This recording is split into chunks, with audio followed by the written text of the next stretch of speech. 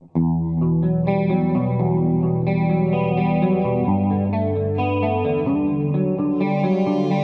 Rum of the Mist show that you are currently tuned into will begin in about 5 minutes. Until then, enjoy this wonderful tune.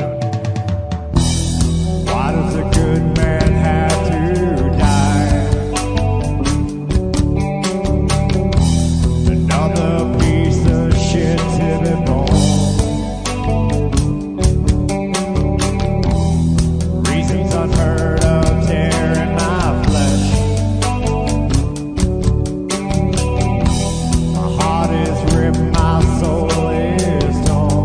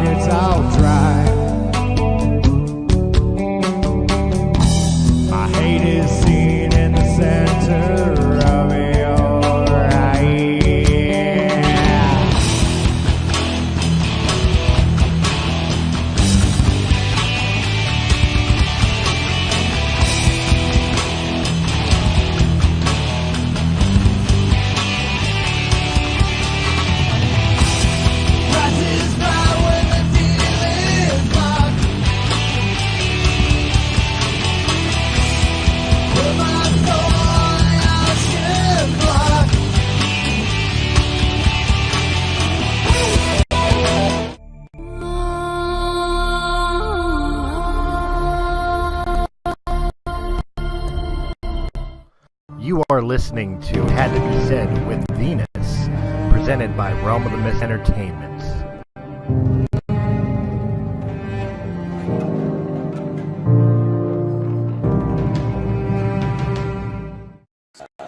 Go inside.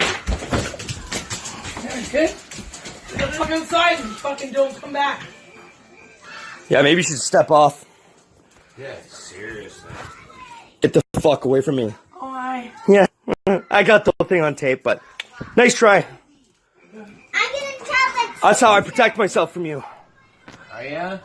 Hey everyone, it had to be said with Venus on this Tuesday night, 9 p.m. Eastern time. I'm half asleep, but that's okay. I think I'm about to wake up of all this entertainment fun. Tonight we've got our guest host, Shea Madonna. What up? Okay. Hello. And Chris as usual. Madonna, Madonna, Madonna. Vogue. I love it. If you could see me now, I would be voguing, so, you know. Don't mind me, I'm just one of the girls. I've got a mangina for the night. That's it. Yeah. That's okay, your opinion matters. Don't worry. Well, especially after that video, you could tell it really mattered. Yeah, So yeah, it definitely matters. For sure. So, yeah, we've got our ex-horror stories tonight. So, obviously we could tell that men and women could be equally fucked in the head. Oh, fuck yeah. So I don't know where you guys want to start off. Did you guys want me to read one of these stories that I got from somebody? Your show. They're a bit shorter. Your show. Sure. Sure. Okay. Set the Share basis. them? Okay. So, I've got this one story from someone who actually sent one in. Just loading here. So the worst thing that her ex ever did to her was... Just to let you know, we lost the damn live feed again, so I don't know what's going on with this. But we're still recording, so go ahead. You two who hates us. You're totally being blacklisted. Probably. They're probably blocking us from doing the show. Well, it's like an R-rated show, no kids and stuff. Like, oh no, that can't. Wait till we start the conspiracy shows. Yeah, we're starting a conspiracy show, like alien conspiracies and other. Stop people from coming on, like. Momo is everybody's ex-girlfriend. We all have a Momo in our lives. Oh God, so true. So Shannon messages me that one time her ex threw an entire bowl of pasta in her face in the middle of Algonquin College. She says that was fun and a waste of pasta. Yeah. You guys ever have food thrown in your face by an ex? Yeah, actually. No. I had a bone-in pork chop thrown at me, like the pork chop with the bone. This was I'm not kidding. This is like what we'll call the ex. We'll call him fuckhead. Okay. There you go. And within the first like month of us even being together, he actually like had a hissy fit one time and threw a pork chop at me. And I actually remember like going and leaving my house and talking to my two friends on the phone for like 2 hours. And my one buddy was like, I'm going to come over there and beat him with a pork chop. Like, I was like, who throws food and who throws a perfectly good, like, pork chop, man? Like, it's pork chop with dinner. Yeah, it was cooked. It was dinner that I made. Like, it was a nice dinner that I had made. And yeah, he threw, I've had plenty of types of food thrown at me by fuckhead. So, you know. Never had food thrown at me. I've had, you know, my exes that wanted to throw something at me always wanted to make sure it left a mark. Yeah, like a phone and shit. Yeah, you know, stuff of that nature. Yeah, I've had a frying pan. I've had a phone. I've had a small TV thrown at me. Sorry. I threw a pudding at one ex.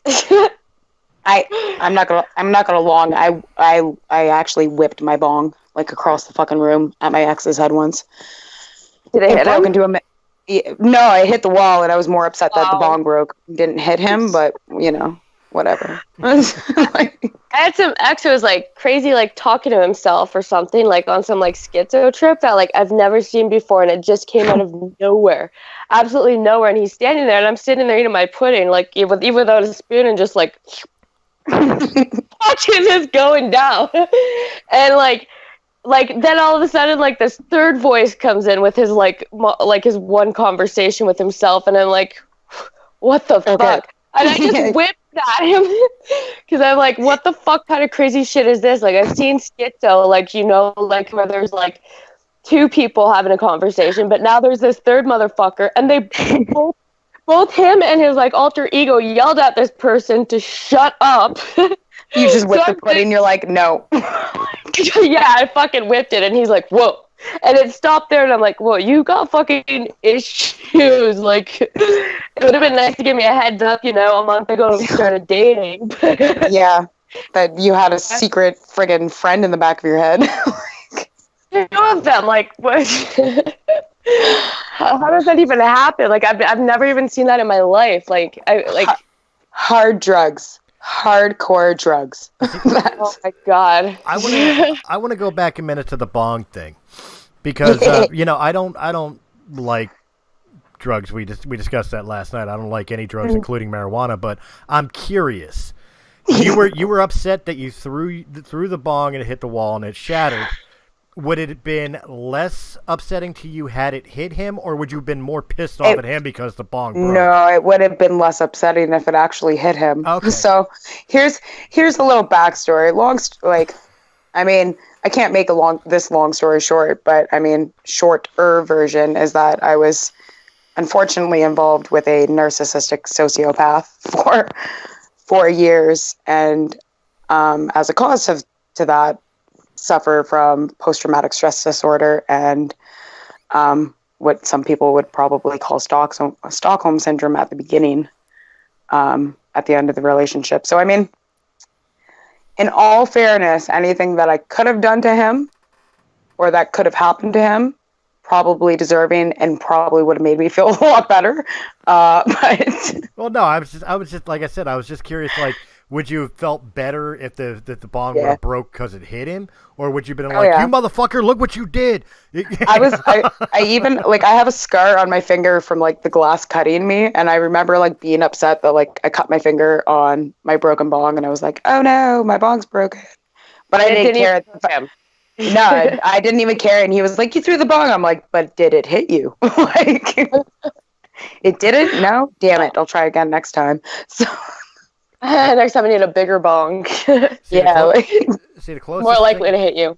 The closest thing that I could think of that to a bong or food that has ever been thrown at me is a glass beer bottle. Beer's still in it. Yeah, see, that's deadly enough. But that's also alcohol abuse. Yeah, that's a party foul. To which I'm an asshole enough to point that out, too. It's like, that's a waste of perfectly good beer. Yeah. You know that? You go to the corner. That's not nice. Oh, absolutely. It's like when even those shots or something, like the first motherfucker to spill a shot is like, no more for you. Now we all catch up to you. Yeah, anybody in my house, if you end up friggin' dropping any alcohol, you best be cleaning that up with your mouth. Now, see, my God. I'm a respectful drunk, and I've got a story that'll prove that. I was out drinking with a bunch of wrestling buddies of mine. And we were at their house and playing, like, drinking games, and we were already fucked up on, like, Tawaka and stuff of that nature. There's one. Told you I'd do it. But stuff of that nature. Stuff of that everybody drink. But we decided, halfway through, we were bored with the house. We decided to go to the bar. So we go to the bar, and we're getting pitchers of beer and still doing more shots. And I get the last glass in the pitcher. And as I'm filling my glass, all of a sudden I feel the wave hit. I said, "Oh, Lord, here it comes." And I take the pitcher, I throw up in the pitcher, and I fill the pitcher completely up. I finished, and it filled the pitcher. I set the pitcher on the table and went back to drinking. Didn't spill a drop. At least I didn't make a mess, guys. That's it. Poor waitress comes over and says, "What the hell is that?" I don't know. It was like that. Usually when I get drunk, I'm like, anywhere, even if I go to restaurants, I'm the type of person where I clean up after myself every time. So it doesn't matter if like I'm intoxicated or not. I'm like, I have to clean up. Brian, I hate my house, but I'm bringing Brian. Yeah, when you go to parties, when you go to parties or something and there's like empties everywhere, it's like, I'm just gonna, pick all these up and look, a full one. That was they're doing the dishes. Oh my God! Like, what else? Is that a girl thing? Like, we just go to like places and clean them? It is. My best friend actually, she came down a couple months ago, and she actually lives in Alberta right now. She's been out there for about 7 years, and we haven't seen each other in a while. It's been quite some time, and she came to visit. She's never been at my house before. We got shit-faced the night before, and I woke up in the morning. Me and my boyfriend are laying in the bed, and I can hear somebody doing the dishes downstairs, and I'm like, it's like 7 a.m. I'm hungover as shit. Is Heather downstairs doing my dishes? And I literally come downstairs, and she was doing my fucking dishes. And I'm like, you come all the way from Alberta to visit me. You're visiting me. Like, you're a guest in my house, and you're doing my fucking dishes at 7 a.m. She's like, well, I don't have the kids, and I was up anyway. And I'm like, it's like, what's wrong with you? I'm so bad for that too. Like, end up at strangers' houses and like you end up crashing there, and everyone's still sleeping, and like there I am, like in the fridge, grabbing some eggs and bacon, mixing up some breakfast. Like, what are you doing? I was hungry. You guys hungry? Well, nobody else was awake, so I mean, I might as well. Hey Brian, you're one of the ladies tonight. Tuck them things back, will you? Have that swinging out like a dude on a tower. I was like, this isn't the guy that I was just talking to already. Dude, that seriously about killed me today. I'm not playing. How's it going, everybody? Not bad. Welcome to the show, Brian. Yeah, I got power back. Yeah, finally. Paid the Christ. bill. Admit it. You paid the bill. I paid the bill. It was the whole town. Whole town So went out. guys up The on whole that town just decided not to pay? No, like we woke up this morning, the power was still out.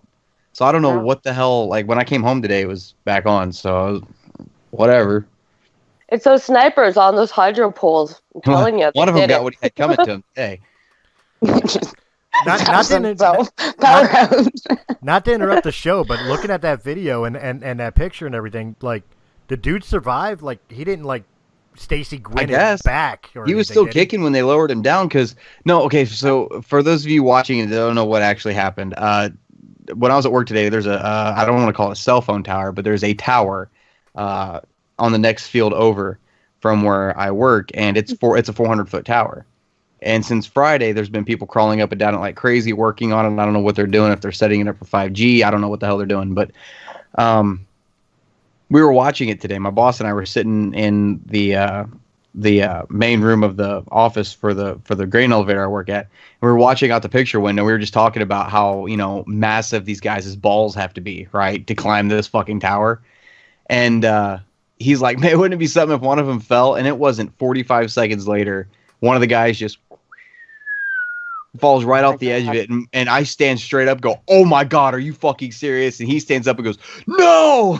And we're watching him go, and we're like, "Oh my god, we're about to watch this guy fucking die." And about halfway down, he starts to slow down, and then caught about a quarter of the way, and the wind was blowing so strong today that he was blowing like 50 feet out from the tower on the end of this cable, and we're like, "Oh my god, are you fucking serious?" Like, so they ended up dropping him down. I don't know what happened to him. He was kicking. So I know he was alive, but he was probably trying to, shake the shit out of his pant leg before he got to the bottom. Yeah. Jesus Christ. I honestly, I would have just gone down like dead weight. Like I probably would have passed out. I couldn't even believe what I was seeing. It was just, we were just like, what if he fell? Yeah, that's scary. Like, oh my God. Oh, Jesus. Oh. But then the other guy stayed up there and kept working all the way up until that storm came through. Like a G. Let that be a lesson, kiddies. Words have power. Also, wear a safety belt. Jesus. Always buckle up for safety, kids. Yeah, like. Yeah, the first thing I thought of was, like, as soon as I saw him starting to fall, I pulled my phone out and started to take a picture of it because I was just like, this is never going to happen in my life again. Wow. And I caught it as he was swinging out from it. I was like, oh my God, I got to show the guys. You're also in one of those moments when you're like, is this actually happening? Yeah, no, it was slow motion for me. I can't imagine how the guy falling felt. Yeah. I love the society today that the first thought is to grab his phone and not call 911 because the dude just fell off the tower. Take my picture. To take my picture and to set it up Facebook. I'm a meme. Let's be honest here. And most of us are old enough where we all remember the time when there was no such thing as the frickin' phone and we all had to go outside. So it's like, my boyfriend says something to me all the time and he's like, you're always on your phone. And I'm embarrassed by that because I'm almost 30 and I'm always on my fucking phone like a 12-year-old girl. Like, well, see, I remember because we're about the same age then. And I remember transitioning from the playing outside to you can have a phone when you start driving, to getting a phone saying, no, you can't have text messaging, getting it to calling people back after 9 p.m. because it was just caller ID until 9 p.m. And you're like, well, I'll call them back after 9. And then it went into, I don't give a shit anymore. Just give me the $130 cell phone bill and I don't give a fuck. Yeah. Well, I was fortunate growing up. My dad was actually a computer technician, analyst, everything. So back when, computers were becoming a real thing for everybody, when nobody else had one, I had like 12 of them in my basement because my dad built them. So I actually got to watch like the whole technology change completely. And it was like, we actually used to use an old Nokia phone as a wheel chock for our Humvees when I was in the military. Yeah. We really did. We had an old Nokia phone we'd shove up underneath the tire and it never went anywhere. You know what? Screw all you guys. I remember I was hot shit for having a side screen fucking pager. I'm an old man. My dad had one of those. My dad had one of those like fanny belt little like side satchel phone holders. You remember the one for like the Palm Pilot back in like 96? Yeah, he had one of those, and I remember thinking he was like the coolest guy ever because of that. It's funny you say that because that's exactly what my cell phone case is. I got this giant like square leather pouch with a flap that comes up with a magnet on it. My phone slides down into it and it flaps back Bring up. me back to the good times. Yeah, no, it's bad. Yeah. You know what? I'm gonna put you on the spot, Brian. You can't talk about technology. You still haven't even programmed your damn voicemail. Who the hell uses a voicemail nowadays? Who the fuck? You tell me who the fuck uses voicemail nowadays? I do. I do. Why? Why? Send me a text. Because- I will call you. All you gotta do is call me. I'll see You the know missed what? call, and I'll call you back. You don't have to tell me why you called. Then I don't have to call you back. Here's the I don't thing. use that either. I'm the assistant manager at my store, and I literally work 10-hour shifts every single fucking day. So whoever wants to call me, I mean, I'm usually too busy to pick up my phone, and I'll call you after. But I also don't program people's names into my phone, so, I mean, you're going to have to. See, I do, because somebody asked me, what was it? Somebody asked me Kirsty's phone number one time, and I didn't know it. And I was like, she speed dial 3 in my phone. Does that help? like I just, it's. I hit don't a even know button anybody- and it's I don't there. even- I have to stop and think about my phone number when I have to write it on something, because I'm like, You're not. Uh, You're not I lying. always I have to look at my number. can't. I never remember mine, but I'll remember like my number from when I was like 4 years old. yeah, Like, I still remember my that, first like- cell phone number. No, like my family I house remember my phone number. childhood. Yeah. Yeah, My childhood. 419-749-255. Yeah, Back before we had the 475-01. goddamn zip code. 519-759-5356. Paul's Dry Cleaning Service. That was it. That was my number. Like seriously. I still remember how pissed off my dad used to get whenever he'd pick up the phone to call somebody, and it was right when they started instigating that you have to use the area code, because it used to be just the 7 numbers. You would just do da da da da da da, and he would dial and sit there and hold the headset to his ear, and it would just be silent. See, Because it was I waiting on 3 remember. more numbers, and he's like, "Oh god damn it!" And he'd fucking I hang up. used to get really confused because growing up, like I always knew my phone number. And anytime it came to like, calling your grandparents or your aunts and uncles and stuff, like mom and dad always called it. Yeah. And I remember once I'm pretty sure it's when we moved from up north and we moved south. And I actually had to remember like my new phone number. And I couldn't understand why North Bay was 705 and Barrie was 705. Like that stunned me. And I was like, it's 705 everywhere? Like, what is this? All of Northern Ontario is 705. I remember when they started like introducing that you had to dial the area code, because that was only a few years ago. Yeah, And, like, 705. It was weird.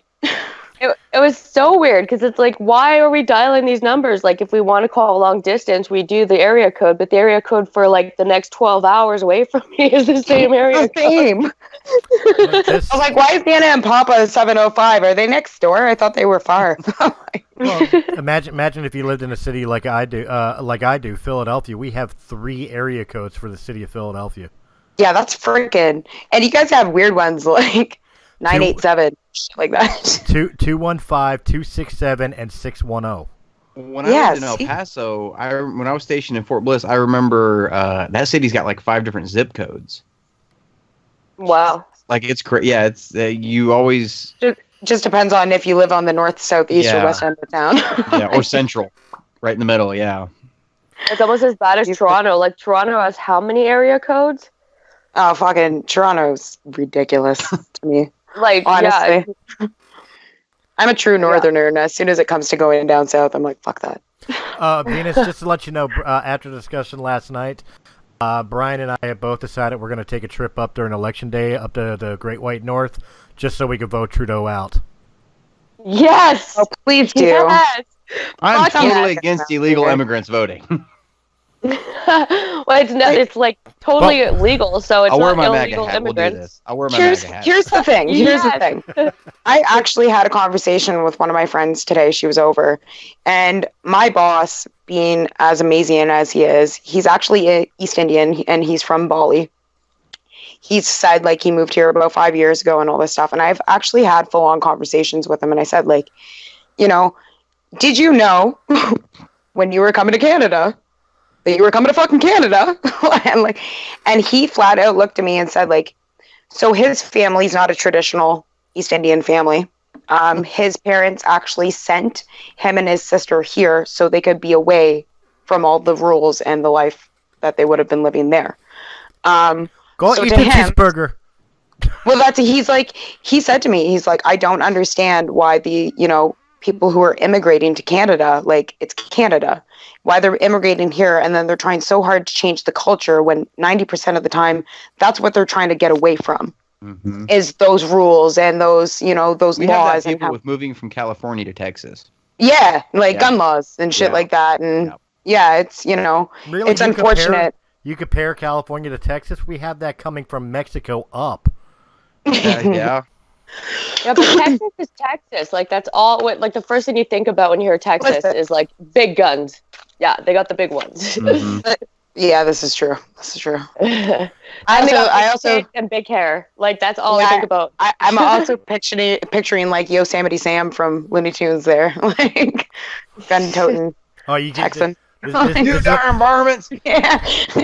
this podcast gets played in the United States. Don't mention Yosemite Sam. He's Oh. banned for being too violent. Really? Oh, come on. Yeah, no, that's headcanon. I never fucking no. Yosemite Sam. He better be in the goddamn Space Jam too. Okay. I'm not playing.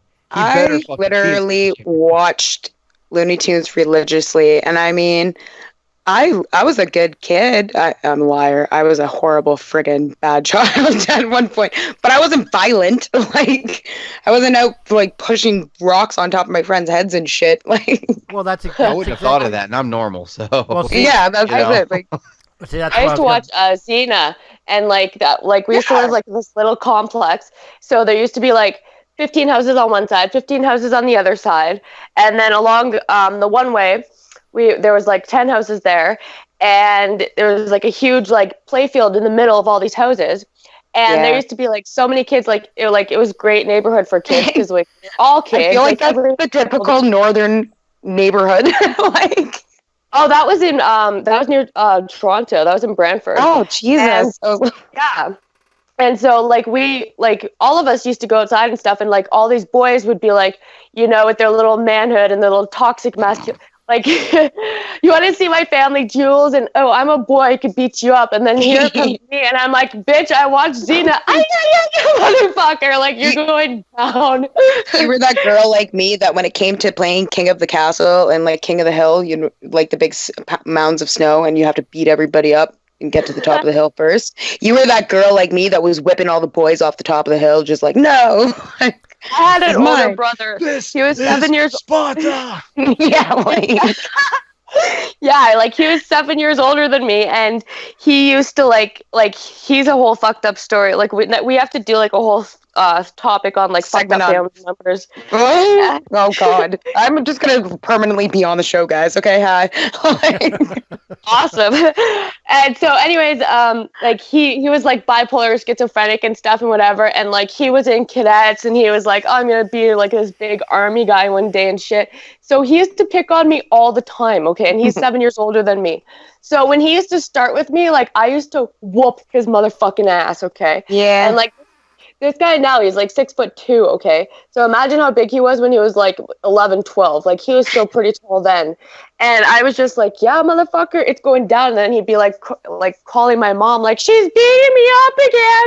And it'd be like, well, you fucking asked for it. And like one day he even like threatened me. Like he stole my bike, my little like kid's bike, okay? Like I didn't have training wheels on it, and he steals this bike from me. And I'm like, that's it. I'm just gonna take your bike. And he's like, yeah, okay, you can't ride that. You want to know what I did? I was sitting on the seat. I was bent over. I had my feet barely touching the handlebars, and I'm like kicking the handles to go, and I'm like driving with my hands like basically like on the shaft for the fucking steering part, and I'm going, and I'm like, yeah, okay, like you want to go, like I'm stealing your bike too, motherfucker. I was that girl, so I'm pretty sure like Shea, you could relate to that. That type of girl. oh my God, are you kidding me? My sister used to chase me down, and I mean, so I was a really tiny kid. I'm still a really tiny person, but I was a really, really tiny kid. And my sister, 5'3", right? pardon? You're what, 5'3", right? I'm 5'2", and I'm like 110 pounds now. And I've never once like been over 115 pounds, I guess. I don't know. It's whatever. It is what it is. I can eat like a fucking man though. Okay. What's that like? Irish, aren't you? It's kind of a pain in the ass, especially like I honestly, like I look like I'm a teenager and I've got the size of a teenager. Like, it's not fair. But my sister was, so when I was born, I was 4 pounds, 8 ounces when I was born. My sister was born 9 pounds, 7 ounces. So she was always a bigger girl, and she used to like chase me around and sit on me. And my mom would say to her, like, she's going to get bigger than you. It didn't really happen, but I got stronger because, like your brother, I went through cadets and all that stuff, right? So I kind of learned how to defend myself in the best way possible, but it was fun. Yeah. At one point, like, it eventually turned into it.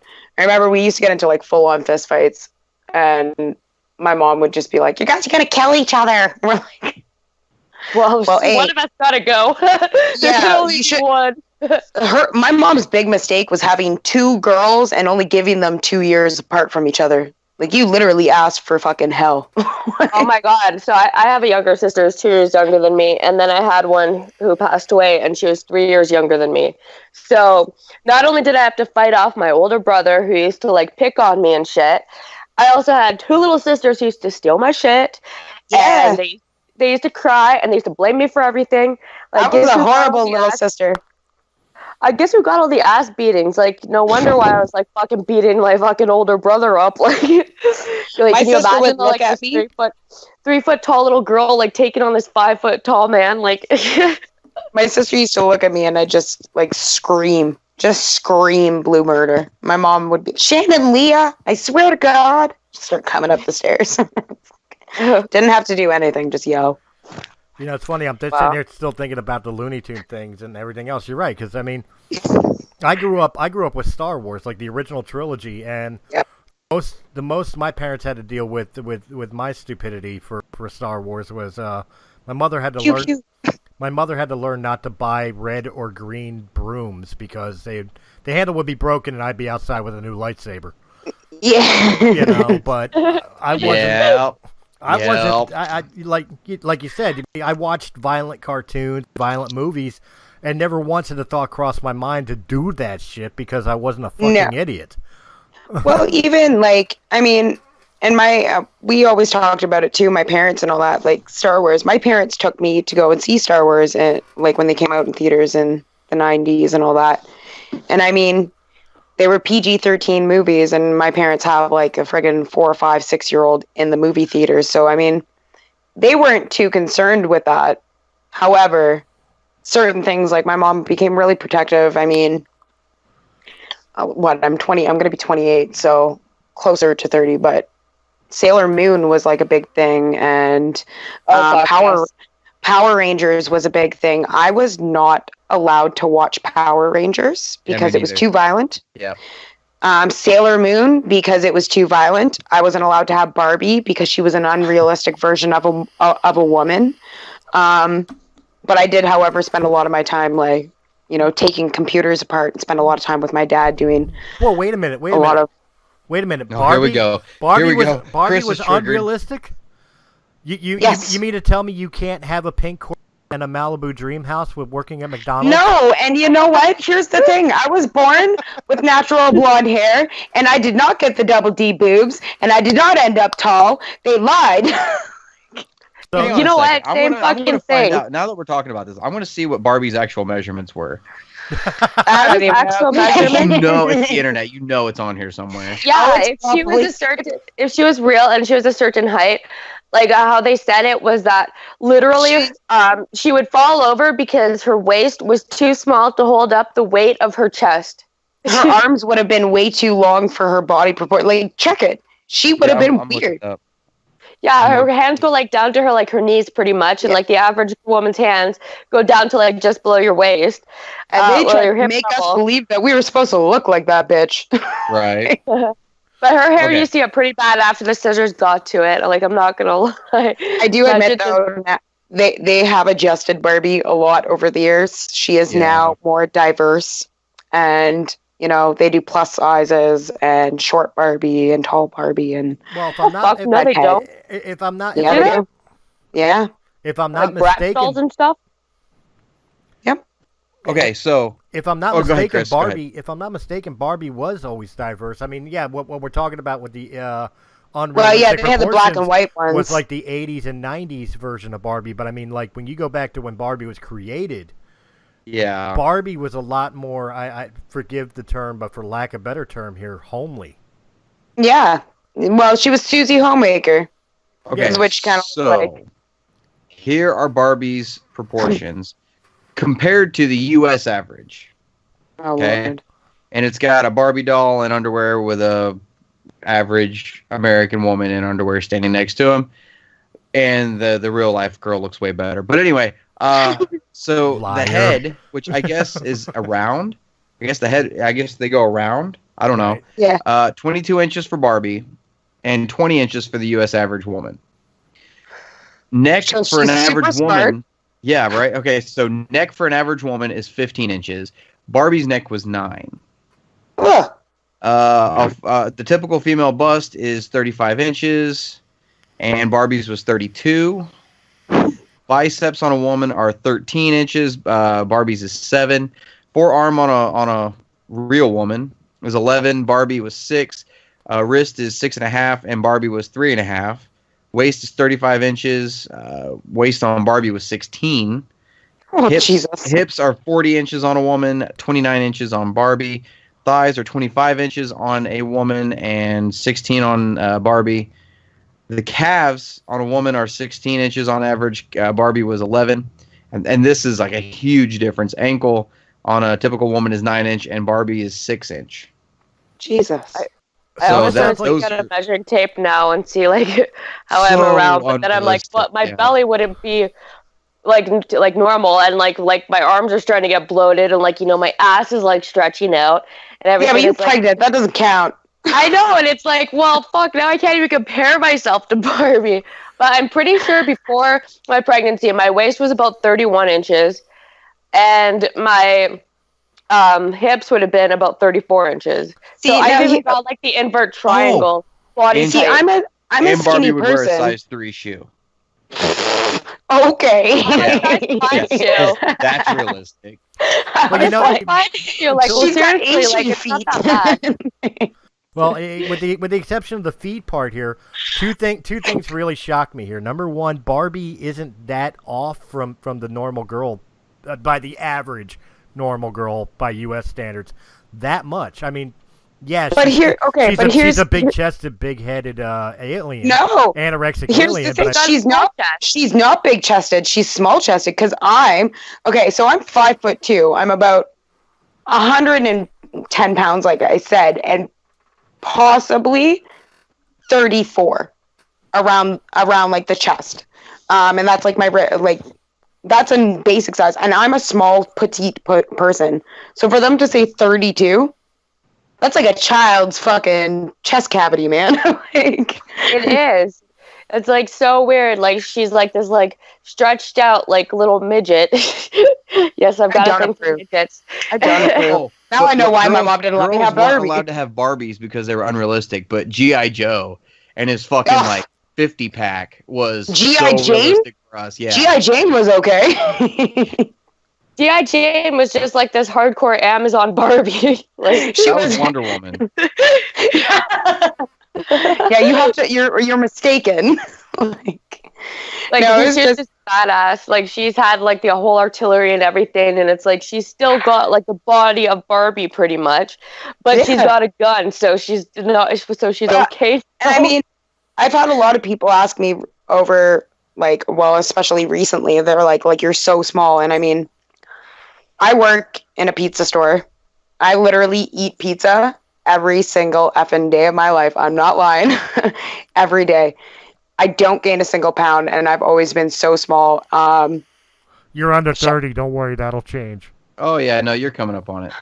You know what? I'm so worried about that. Like when I was like I You got pregnant guys. at like 19 before. Oh, I'm not trying. And, I'm like- not trying to jinx you. I'm just telling you it happens. I was No, skinny as a like- rail yeah. till 32, and then all of a sudden I woke up and I'm fat. Just it, like literally, it was that fast. Yeah, but Something like that. men are different. than Oh yeah, women but too. 19 though, being pregnant, I gained 68 pounds for my first pregnancy, but then after my second one, I had lost even more weight than what I started off with when I got pregnant for him, and so like I ended up with like no stretch marks on my tits. I had no stretch marks on my belly. I had a few on my like ass and hips and stuff. And now I'm like almost 30 and I'm pregnant and I'm like, you know what? This is the biggest mistake. Like my body's going to hate me for this. Like it is not going to go back after this. I have been quite the lazy couch potato lately. But I mean, like I said, like everybody asks me all the time, they're like, why are you so small? And I honestly chalk it up to the fact, like I did a lot of, I don't want to say military service, but I did a lot of cadets and I went to the Royal Military College in Kingston and went to Acadia and all these different military colleges. So I was literally built, like trained to be physically fit. And my lazy ass has not left the couch for like 2 years and I've eaten pizza for 2 years, but I still have that same physique because of the fact that I was so physically healthy before. I also try to run all the time, but that doesn't happen. It's funny you said you work at a pizza store because I got a funny story real quick. Not to throw everybody off, but we were at a pizza store. We were at a Pizza Hut in Arkansas somewhere one time, and I swear to God, the tallest woman I've ever seen in my life was working behind the counter. And I mean, she was seriously like 7.5 foot tall. I was like, holy shit, there's no guy. And people were afterwards, after this happened, people, I realized what was going on. People were taking pictures with her and stuff, but she was behind the counter. And I decided to pop off and make a joke. And I'm like, oh, are you standing on a box? Or are you just that freakishly tall? And she looked at me and was like, I guess I'm just that freakishly tall. And you're like, oh, shit. Oh. Because I seriously thought she was standing on a box. And I'm like, oh, my dad just kind of gave me that look like, thanks, dick. Like, going to smack you upside the head. Get out of here. So we ended up going and sitting down. And then my dad's like, are you fucking serious? What the fuck were you thinking? And I'm like, I thought she was standing on a box.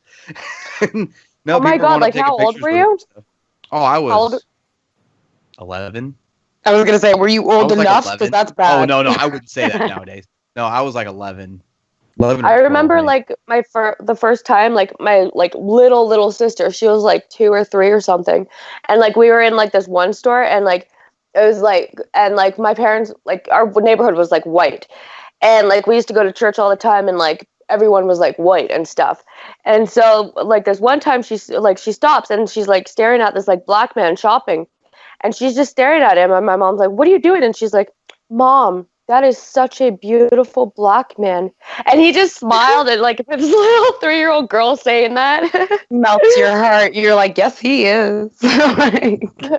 like he was older. Like it was like such a long time ago, but he was older, like probably in his 40s or something and whatever. And like, like people just hate that feeling when you're staring at them and stuff. But the stuff that will come out of a kid's mouth is like so unpredictable. Like she wasn't just like, yo, it's a black man. She's like, that is such a beautiful black man. Yeah, I'm not gonna lie. One of my delivery drivers, like he is beautiful, and I'm like, you are beautiful, and I've told him that, and he's like, he's actually from Jamaica, like this giant. He's like 6 foot something, and every time he comes in there, he's got this big like Rasta hair, the dreadlocks. Hello, my brother. Yeah, hey man, how's it going? I'm always like, oh my God. Sheet. Yeah. Every time he comes in there, I'm like, there's not many times in my life where I will look at somebody and be like, you are beautiful, but he is one of those people where I'm like, you are just beautiful. Like my daughter too. This one time, so we're at this carnival, and like it was like she lives in a predominantly white town, and like she's got like black kids in her school now, and she's got like native kids in her school now, and like she's got like a more diverse class. Yeah. But like in kindergarten and stuff, she didn't really have that diversity, and like in the past couple of years, like there's been a lot of like cultural differences and stuff that have come up. And so anyways, like we're at the carnival and there's like this black family there, and there's this little girl and she's just staring at this little girl, and I'm like, what are you doing? I'm like, you can't just stare, like that's not really polite. And she's like, but Mom, she's got the most beautiful hair I've ever seen. And her dad was like giving her dirty looks before this, right? So I'm like, hey, like, like you're making her dad feel uncomfortable. And as soon as she said that, like he just like lit up. He's like, oh my God, like, like that was just beautiful. That's working where I work. Like I get to come in contact with a lot of different people. And this one day, and I definitely made this kid's day, and the mom was like super happy and she was so proud. I was in the back of my store and I was actually doing some dough. I was prepping for the next day. And I just happened to look up into the cameras, like at my lobby. And I'm not kidding you, from the other side, like from the cameras, I like left the one side of the store, made a beeline across the store to walk up to this kid and be like, you have the most beautiful afro I've ever seen in my life. He had a legit like fro, like a fro you never see anymore. And I walked up, I'm like, your hair is epic. Like, it is just so cool. And I've never seen somebody with hair like that before. And his mom was just like, yeah, it took me hours. Like, I was like, that is so cool. Like, to actually see like a fro, man. Who, you don't see that every day now. Like, No. Usually, like even like black women have like weaves and stuff and whatever. yeah. And you can't even see their natural hair. But I guess they don't like it when we like, talk about their hair and stuff. But because I've seen like so many memes. weave. Yeah. Yeah. They're offended by that. No, That's one culture of my appropriation. one of my friends when I was growing up, and it was my first time, like, so I grew up, Venus knows where I grew up in North Bay. And I mean, most of that town is just natives for the most part. You have your white people, but it's mostly natives. And I actually remember a family, they actually moved from South Carolina. I became really good friends with the two kids. Their names were Mikey and Mara. Anyway, and I had never actually been around somebody who was of color, like that color. And that was the first time where I actually got to learn about like shea butter and what they use shea butter for their skin and all that stuff. I never realized how coarse black people's hair was, and like they use special oils for their hair so that it's easier to deal with and all this stuff. And I was like, couldn't believe it that it was like that different just because of a, skin color, but crazy hair. Like, They put a lot of care into their hair. Like, yeah. Coconut my bitch oil. was like, honestly, we can like brush your hair, throw it up, forget about it for like the week. But yeah. It's easier for them. Just right. I guess we went off the topic there, right? Oh, we went. You know what? This always I don't even happens. know what y'all were talking about before I dropped in. Okay, so Brian, have you ever had one of your exes throw food at you or thrown food at one of your exes? So this is what we asked. He's like, sorry guys, I gotta go. No, I've never had anybody throw food at me. Have you had an object thrown at you? Yes, several times. Hell, that happens nowadays with my wife. No, she'll find the heaviest fucking thing that won't give me a concussion and just chucks it. But See, that's the difference. Secrets? Well, no, you're right. That's the difference usually between it's love a and TV hate. remote. That's the difference between love and hate. Love is you don't want to leave a permanent injury. Yeah. Hate is you don't give a fuck. See, love Yeah, is, no, hate love is is you don't give a you. fuck. Love and knowing that you're together is knowing that if you throw it hard enough, there's going to be a hospital bill that you have to help pay. So then you don't chuck heavy shit. Well, see, you just Joys of being in Canada. We don't have to. Yeah, I was gonna that. say. I was like, I didn't have that worry. I was just like, fuck my bong. But We just got to figure out like a story to cover it up and be like, yeah, no, I didn't throw a ball. She fell down the stairs. Yeah. That's what happened. He fell. Brian proved the point. The difference between love and hate is love is you get the remote control. Yeah. Hate is you get the TV. Yeah. Yes.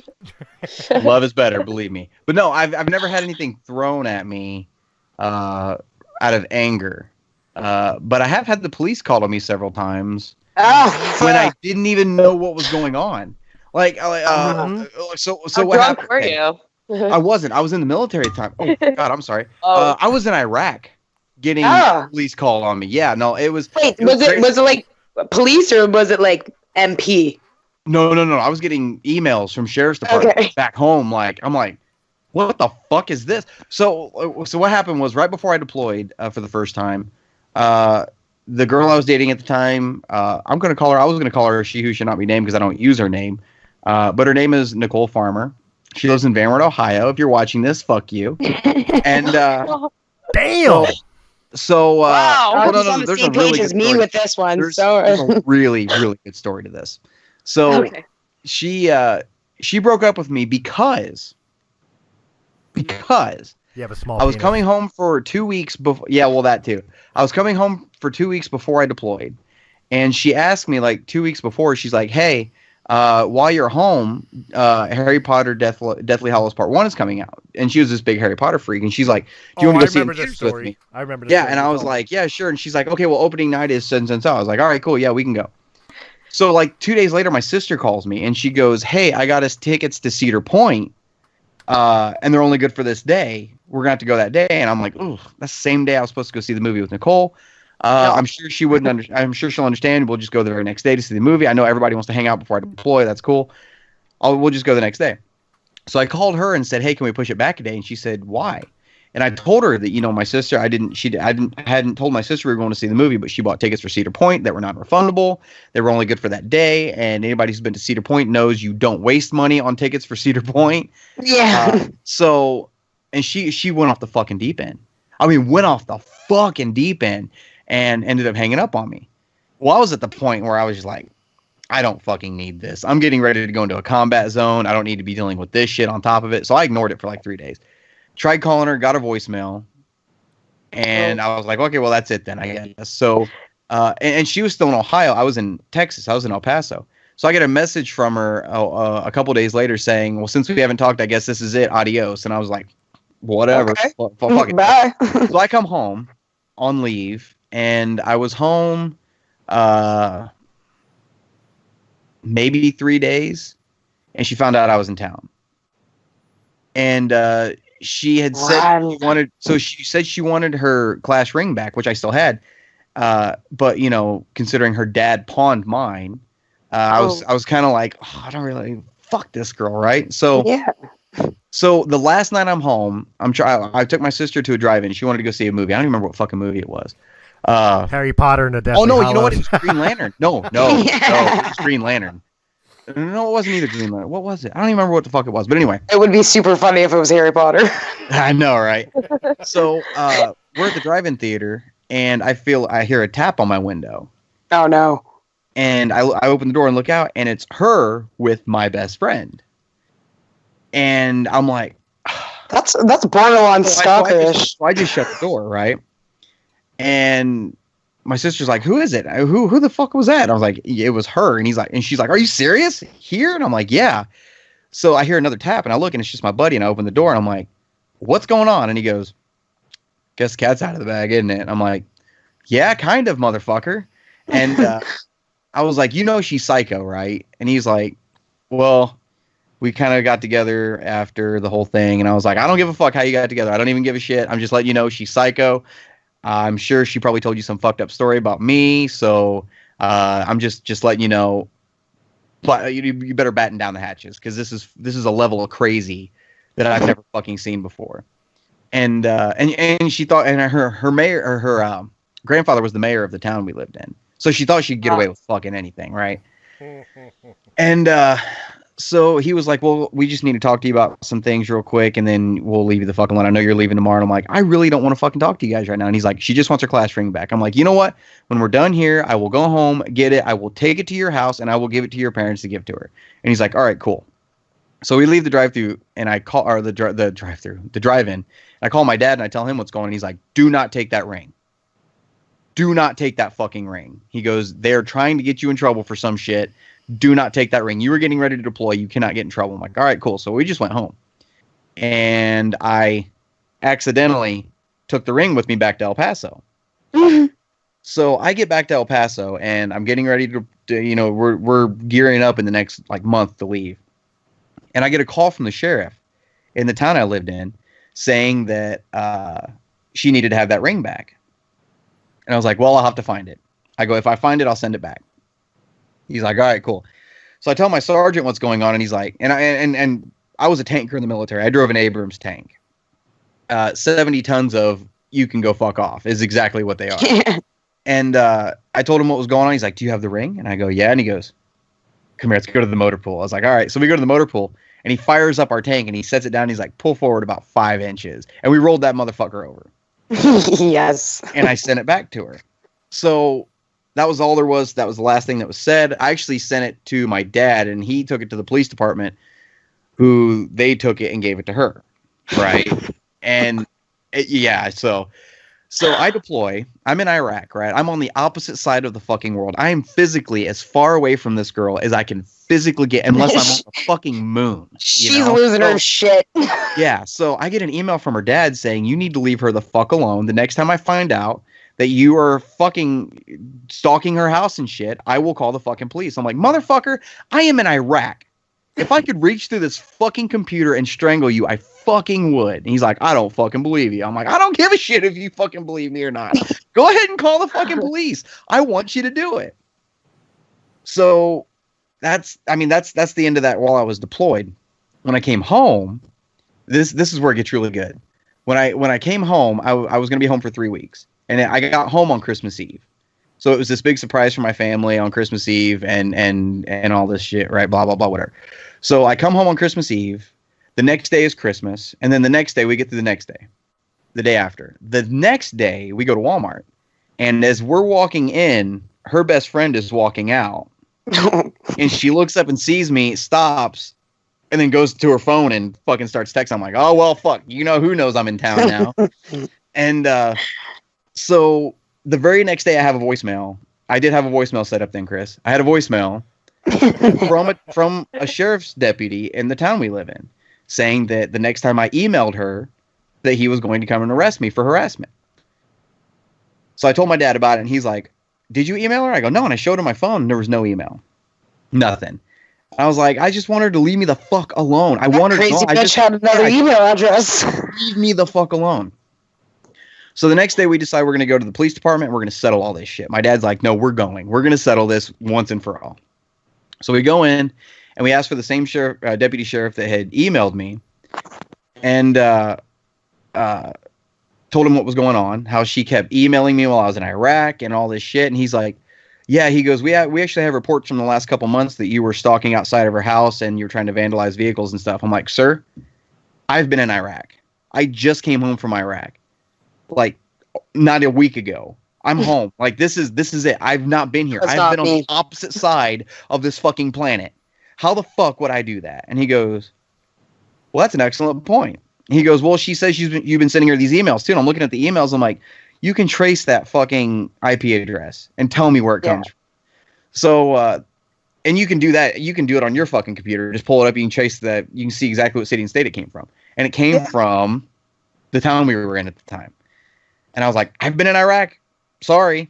He's like, all right. He goes, well, we'll talk to her and we will have her leave you alone. I'm like, that's not good enough because this girl is seriously psychotic. So as we're sitting there talking to him about this stuff, we were there for maybe an hour talking about this and his phone rings and he looks down at it and he looks at it. He goes, it's her calling me.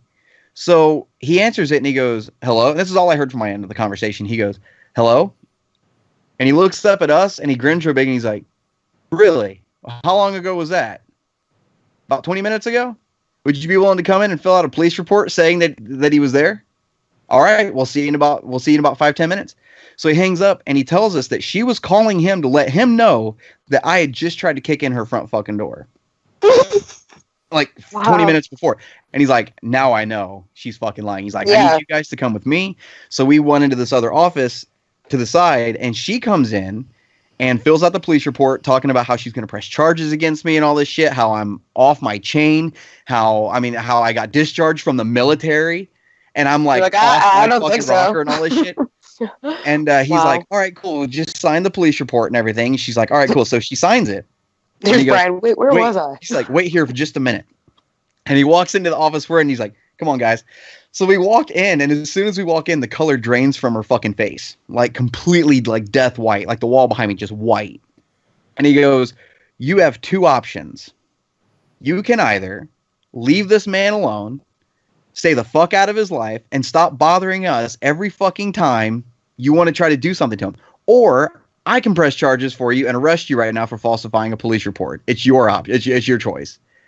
And she got fucking pissed, like started throwing shit on his desk and then turned around and walked out. Wow. Never heard from her. I haven't heard from her since. God, but no, it's just like this level of fucking crazy because I wouldn't go see a Harry Potter movie with her. Like, that's where it started. Like, what the fuck? Brian, Wow. Brian, you know what the next question I ask you is, don't you? Out of all this, you know what the next question is. Want to do a commentary for Harry Potter and the Deathly Hallows? Email it to her. So I don't know why. I'll email Wow. But her. yeah, we could totally do that. And I could be, I've never seen this movie before. I'm so glad I'm watching it with my friends. That looks so crazy. But I remember after all that happened, then Oh, part 2 came out I'm like just- the following year, and I remember going and seeing that in theaters by myself in El Paso, and I was just like, stupid bitch. Like the whole time I was sitting there, stupid bitch. You're like, this movie was great. Yeah, it was. And then actually, no, I actually did fuck with her after that because I could get away with it because nobody would believe her. And no, I do remember after I went and saw part 2, I had one of my buddies send her a message with all the fucking spoilers in it. Part 2. Yeah, no, it was absolutely fucking great. That's something that I would do. Let's be real. You were getting your dad to send all the emails and kick out our door and shit, weren't you? Yeah. Let's be real. In reality, your dad. Oh, when Brian stops talking, I see how it is, Venus. I'm in that fucking group too. I know you are. It's just like, well, you know, Okay. Chris always likes a commercial around 45 minutes an hour. Yeah. I'm like, okay, as soon as Brian's done, we'll get on that commercial so we can All get right back commercial into break it. Let's do it. Okay. We'll be right back with It Had to Be Said with Venus. Why didn't the Three Little Pigs go in for some kind of flat share scheme? Does Jesus get to choose which one he turns into? Why don't Sims have the upper body strength to climb out of a swimming pool? And does everybody really want to be a cat? I'm Will Baker. And I'm Alex Prescott. And if you're the type of person that overthinks these deep philosophical questions, then Think to the Brink is the podcast for you. From Disney characters to song lyrics, debates to social etiquette, tune in every for your dose of analysis by analysis. All topic suggestions are welcome. If you can think it, we can overthink it. Think to the Brink. Available on all podcast platforms.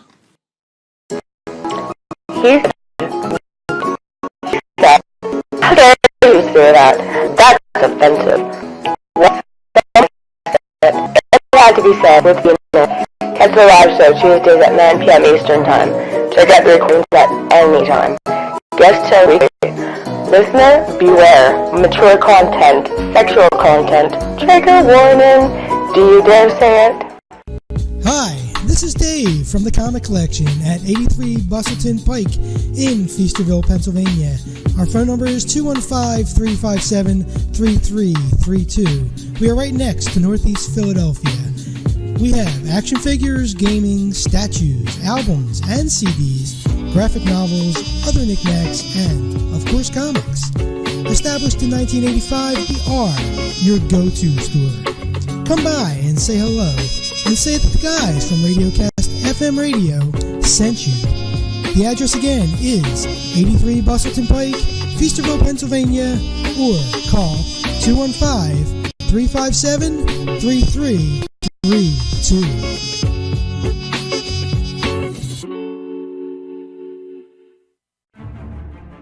Hey everyone, this is John Tolley. Check out War of the Stars, a Star Wars podcast. Each week, me and my co-host Christopher Stolley discuss news and theories surrounding one of the largest movie franchises in the world. So join us every Wednesday, Eastern, as we travel to the galaxy far, far away, right here on Anchor FM. Ever find podcasts are heard.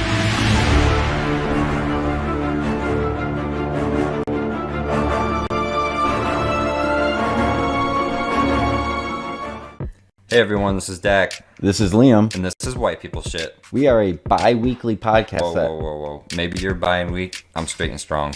It means twice a week, you douche. Oh.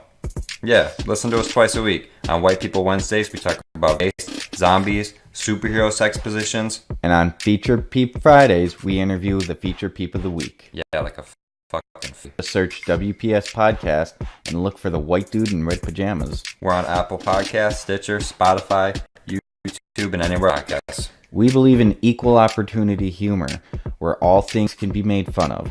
So if your feelings get hurt and you're offended, you can always eat a dick.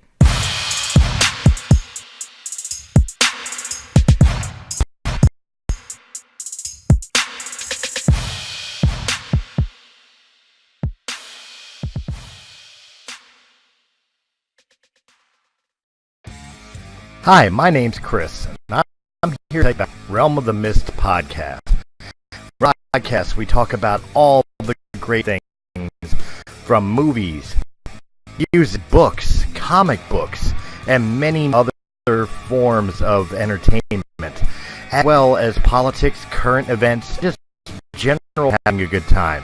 If you're looking for a podcast that is right up your alley, look no further than Realm of the Mist podcast here on Anchor.fm or where fine podcasts can be heard. Three-eyed turtle? Is that all right? What the fuck is a three-eyed turtle? Are you tired of the same old podcasts with no humor? Well, join us for After Hours, where everything is funny, to at least to us, on Anchor.fm and where quality podcasts are heard. How the fuck did we get on this? I don't know. FCC started this shit. It's their fucking fault.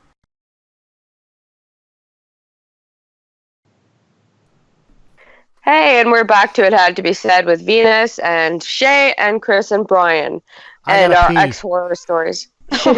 you may be excused from the table. Off the bat. Shake it more than once, you're playing with it.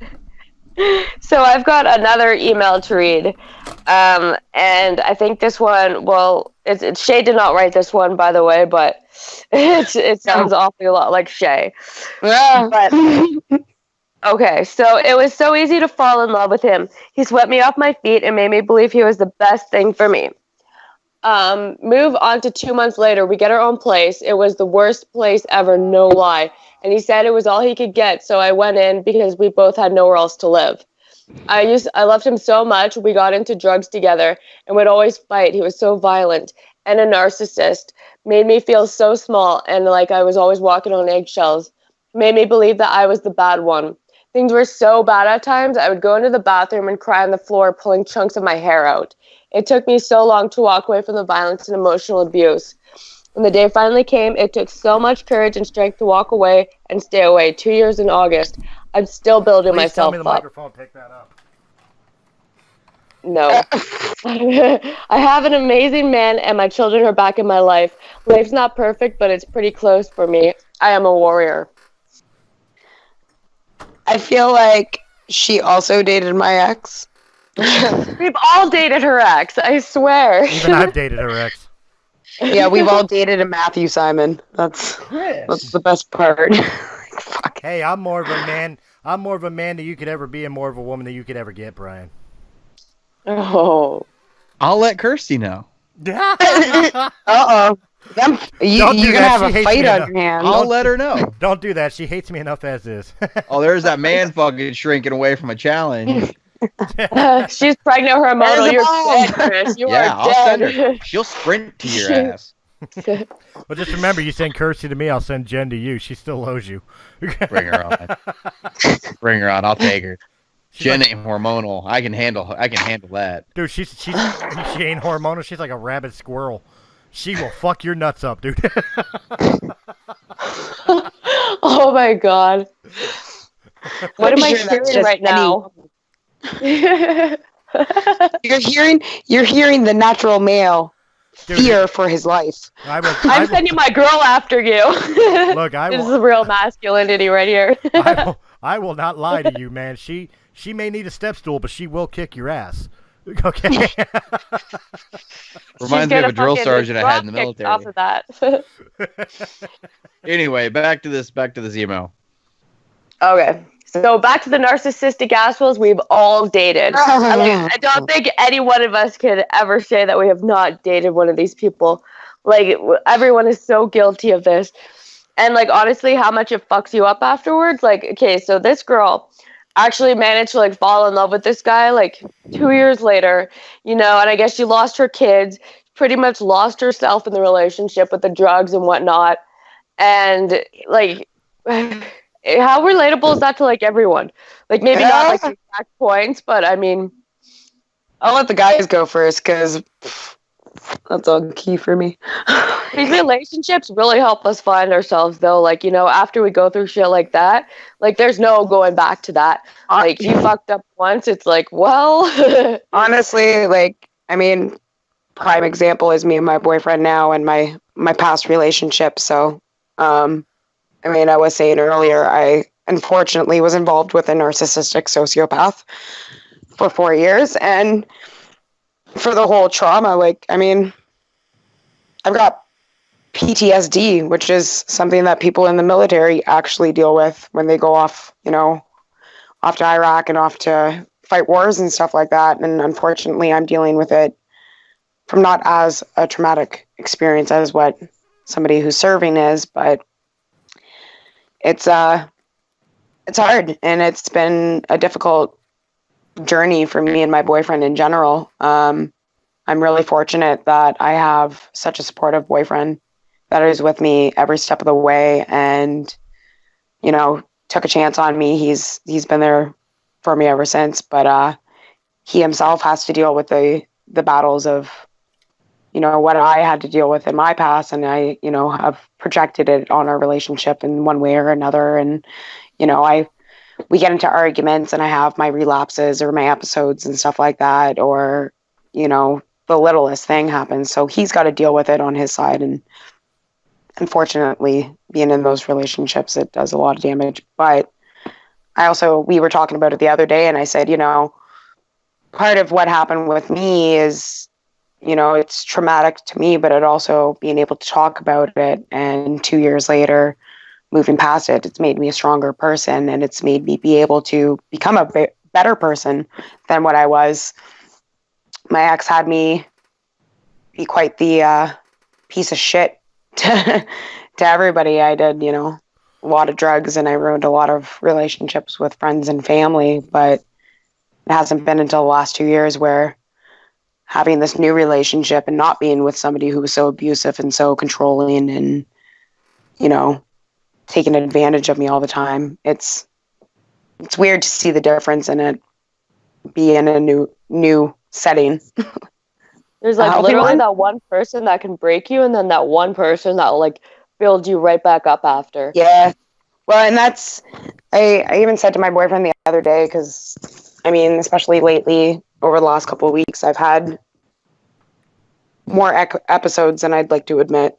And it is what it is. But I've said to him, because and this is where the whole me coming on the podcast and talking about it is his whole, his fears himself is that he's afraid that I'm, stuck in the past, and that there was, so much damage done that I can't come back from it, kind of thing. But I've said to him, when I'm waking up in the middle of the night from these, not dreams, but I guess memories, and I'm waking up and I'm feeling like I'm back in that same situation that I was in before, he's the only person that actually grounds me to where I am right now in my life right now, and everything that's going on. So I mean, that helps. How long apart was it from when you finally broke away from stupid fuckface and got with this guy?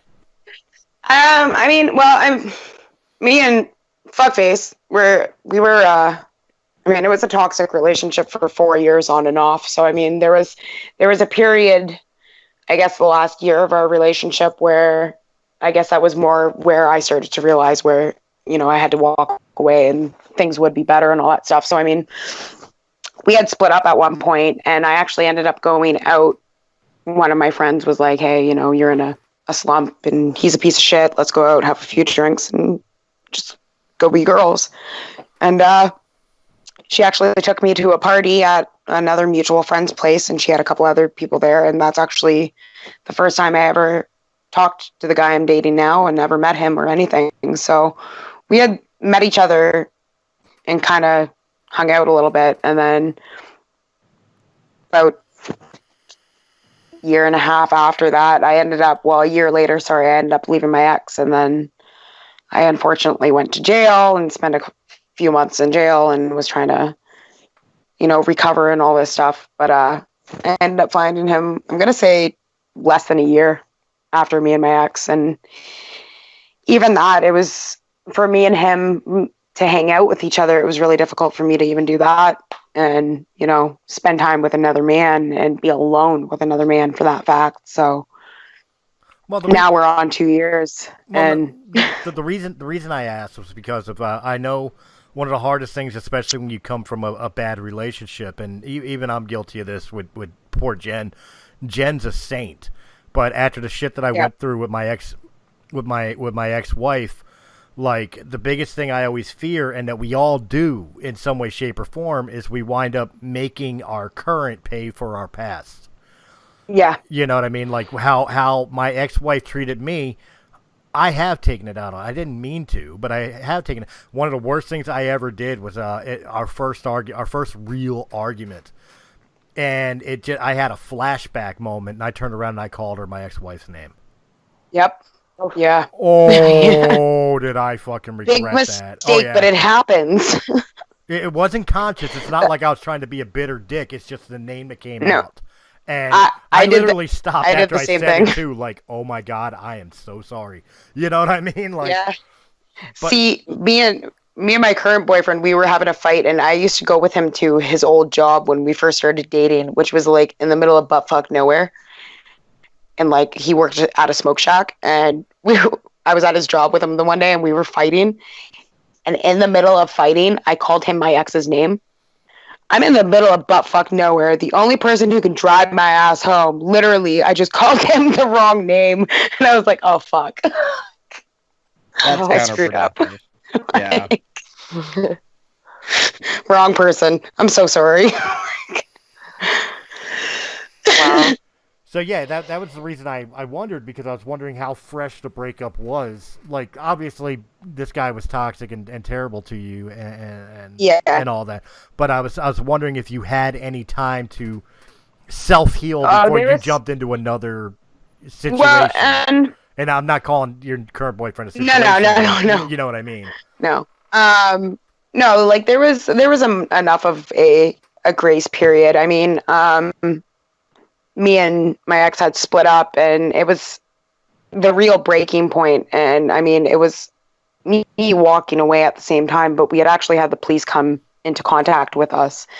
And what had happened was that he was taken into custody, and they pretty much looked at me and said, we can either like take you, or we can let you go. And if we let you go, like, we want you to take this opportunity, do something with us. So I did. They had taken him away, and I actually ended up packing all my shit up, and I went and moved in with my mom. I had been living with my mom for a few months, and then I started hanging out with my now boyfriend. We started talking and all that stuff. So there was a little bit, like, there probably could have been a bigger grace period in between, but there was a good enough one. At the same time, I had gotten in a little bit more trouble, and this kind of goes on the subject of, you know, the crazies making false accusations and stuff like that. My ex had actually turned around and said that I was harassing him when there was a no contact order in place between the two of us. So I knew that if I were to turn around and actually get a hold of him, like, I would have gone to jail. I was let go on my own recall. Like, they were like, if you screw up, we're taking you. Like, how does that? Wait a minute. How does that work? Because I had pretty much the similar thing happen to me with my ex-wife. I caught her cheating on me. The long story short is I caught her cheating on me, and the cops were called from our argument, and the cops told me to go, go cool off. So I left the house, took a couple days, stayed at a friend's house. I was intending to come home, and I come home. I walk in, and of course her boyfriend now, who she was cheating on me with, was in my house. So I flipped shit. Again, the cops were called, and I was told to leave my own home. And next thing you know, I'm trying to see my kids, and all of a sudden, I'm got cops knocking at my door, and they take me to jail for harassment. And I spent 10 days in jail so she can get a PFA order to get me removed from my own house. Yeah. So unfortunately, and I mean, that's why I say, like, how does that happen? They give you a choice. They didn't give me a choice. They didn't even let me tell my side of the story. Well, and here's the thing. So, like, me and my ex, we have a very bad and long history with each other. He actually has, in total, over 37 assault charges on me. So that's 37 separate times that he has been charged by the police because he has physically assaulted me in some way, shape, or form. And that's Should have got past the first one. It shouldn't have. And that's, and again, you know, that's a lot of that blame's on me. I shouldn't have gone back. And that's that's something that I've had to deal with and all that. Third wave feminists listening to this, that is toxic masculinity. That's the real shit. That's just it. That's just it. He was so possessive and so controlling to the point. I mean, he actually was charged with forcible confinement because he had actually moved me 3.5 hours away from my family. I was not allowed to have a cell phone. I was not allowed to have internet in the house. I had to explain everything I did about my life. If I left the house, who I was going to see, who I was talking to, I had to show him receipts for things that were bought. Literally just explain every aspect of myself to this person. And he had absolute control over me, and I allowed that at the same time, which is an issue all on its own. A lot of people call it Stockholm Syndrome. A lot of people call it battered women syndrome. I say that I was just really fucking stupid and I did a lot of drugs. But it is what it is in the long run. However, when all of these charges were being placed against him at the same time, I had also been charged. So when it comes to domestic disputes, it used to be that it was, well, she said, and the cops went off of that. And 90% of the time, she would call the police would show up, and she would change her story, and the police have to walk away. So what they started to do was that they actually changed the laws, that it was going to be that if it's going to be he said, she said, well, instead of he said, she said, we're going to be the ones that place charges against you. So in the situation that you were just talking about, what they saw as the police force was that even though you didn't actually physically do anything wrong, they still see it as a domestic dispute because you guys were in a relationship with each other. You had to be taken away from the residence. Therefore, they have to put like some sort of barrier between the two of you, whether it's 100 yards that you're not allowed within range of her, or a complete no contact order in place. They're going to do what they had to do. Well, that was, in my case, that was the thing. They threw a protection from abuse order on me for 1 year, yeah, where I wasn't allowed within 100 yards of my own home, and she did that just so I'd be removed from the lease because it was a townhome, but it fucked up my life for 3 months. I thought I had to wait for the court date. I spent 10 days in jail on $100 bond for something I didn't do. And when I was finally released, I had to wait 30 days to finally get before a judge, before the judge turned around and said, I didn't get a chance to plead guilty or innocent because I wanted to go before a judge. I wanted to fight this. Yeah. And the judge took a look at the case and said, he's trying to see his kids. There's no case here. Case dismissed. Yeah. Still cost me my job, still cost me my home, and I still had that PFA for 1 year. Well, and that's on it. Like, so, I mean, I was saying something to somebody the other day because, we just got on the subject of my past and my charges that I've had in the past and all that stuff. And one of my friends didn't realize that I actually got charged with assault against him.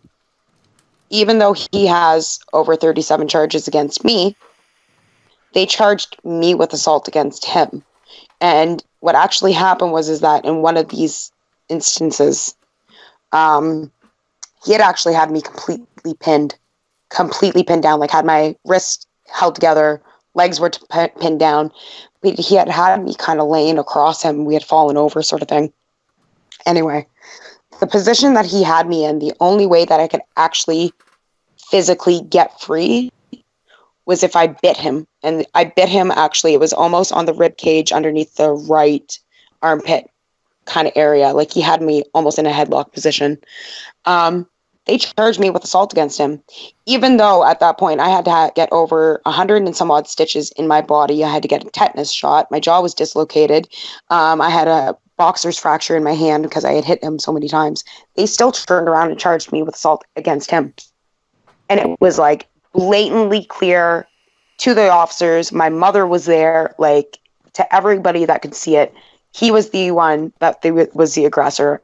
I had to do it in self-defense. They still turned around and charged me to this day.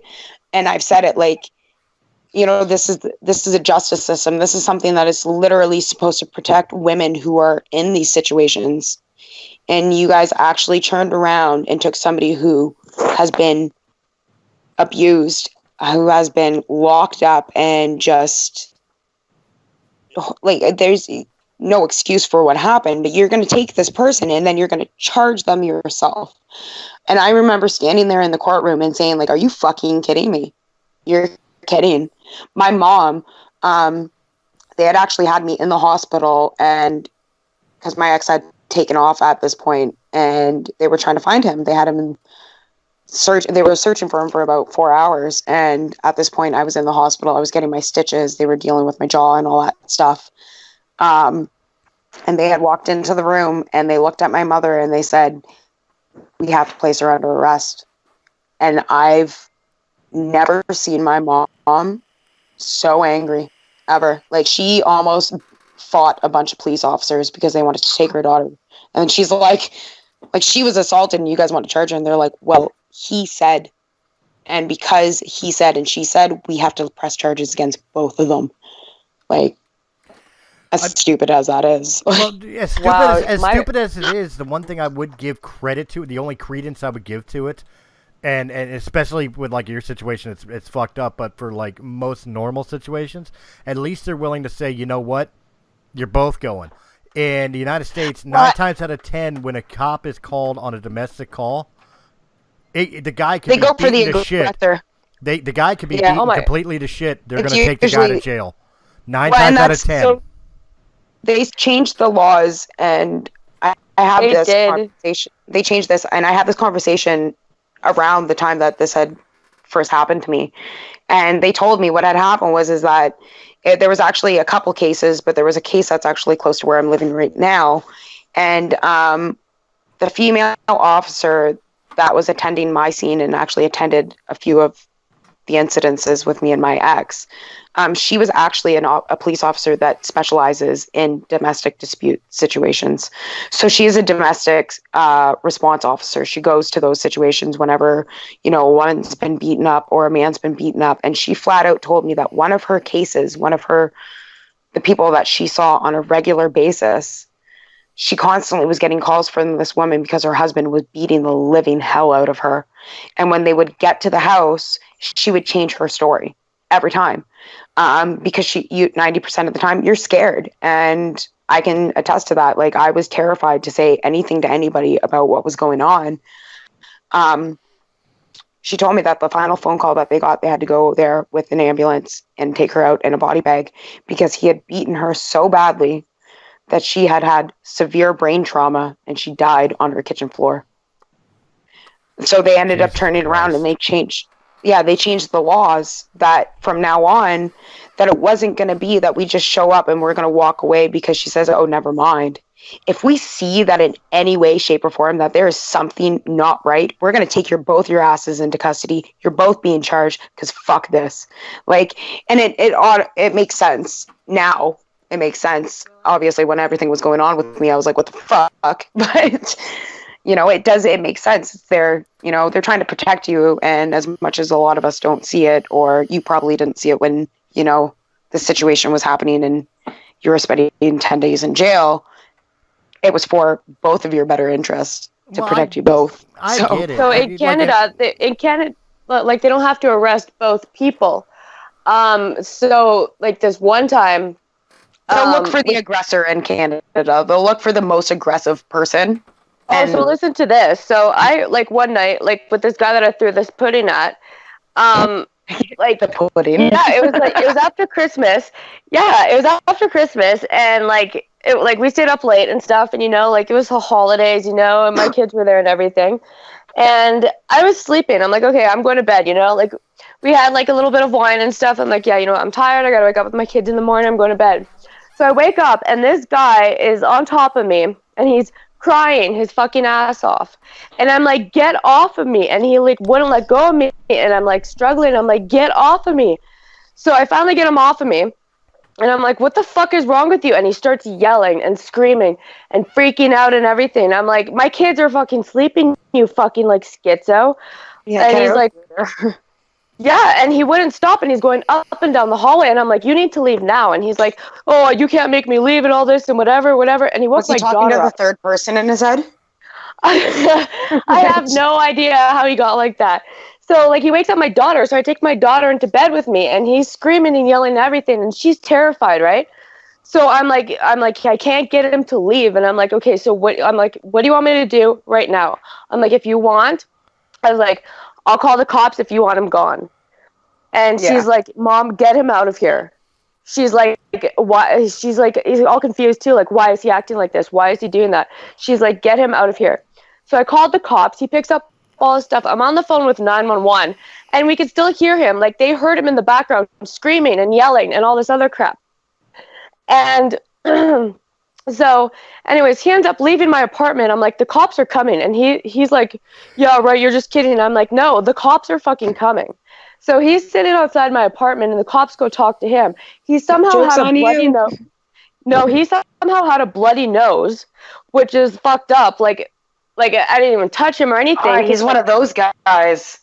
Yes. So he's sitting there with a bloody nose, and the blood was dry. The police report said that the blood was dry. And so, like, he starts telling them that I'm on drugs and that we stayed up all night doing drugs. And I'm like, I've been asleep for the past 5 hours. Like, and I don't know. Yeah, you know, like, it's holidays, had a glass of wine, you know, a glass and a half of wine, and go to bed. And so he's coming up with this extravagant fake story. So anyways, the cops come to my door, and they're like, he's saying that you punched him and all this stuff, and you assaulted him. I'm like, no, I didn't. They're like, okay, we're putting you under arrest. And I'm like, I called to get him out of my apartment. I'm like, did you not hear from the dispatchers, like the 911 dispatchers, about him freaking out in the background? You know, like I was calm on the phone with them and everything. And so this guy is saying that I'm high and drunk as fuck. So I'm like, okay, you know, whatever, you're going to arrest me.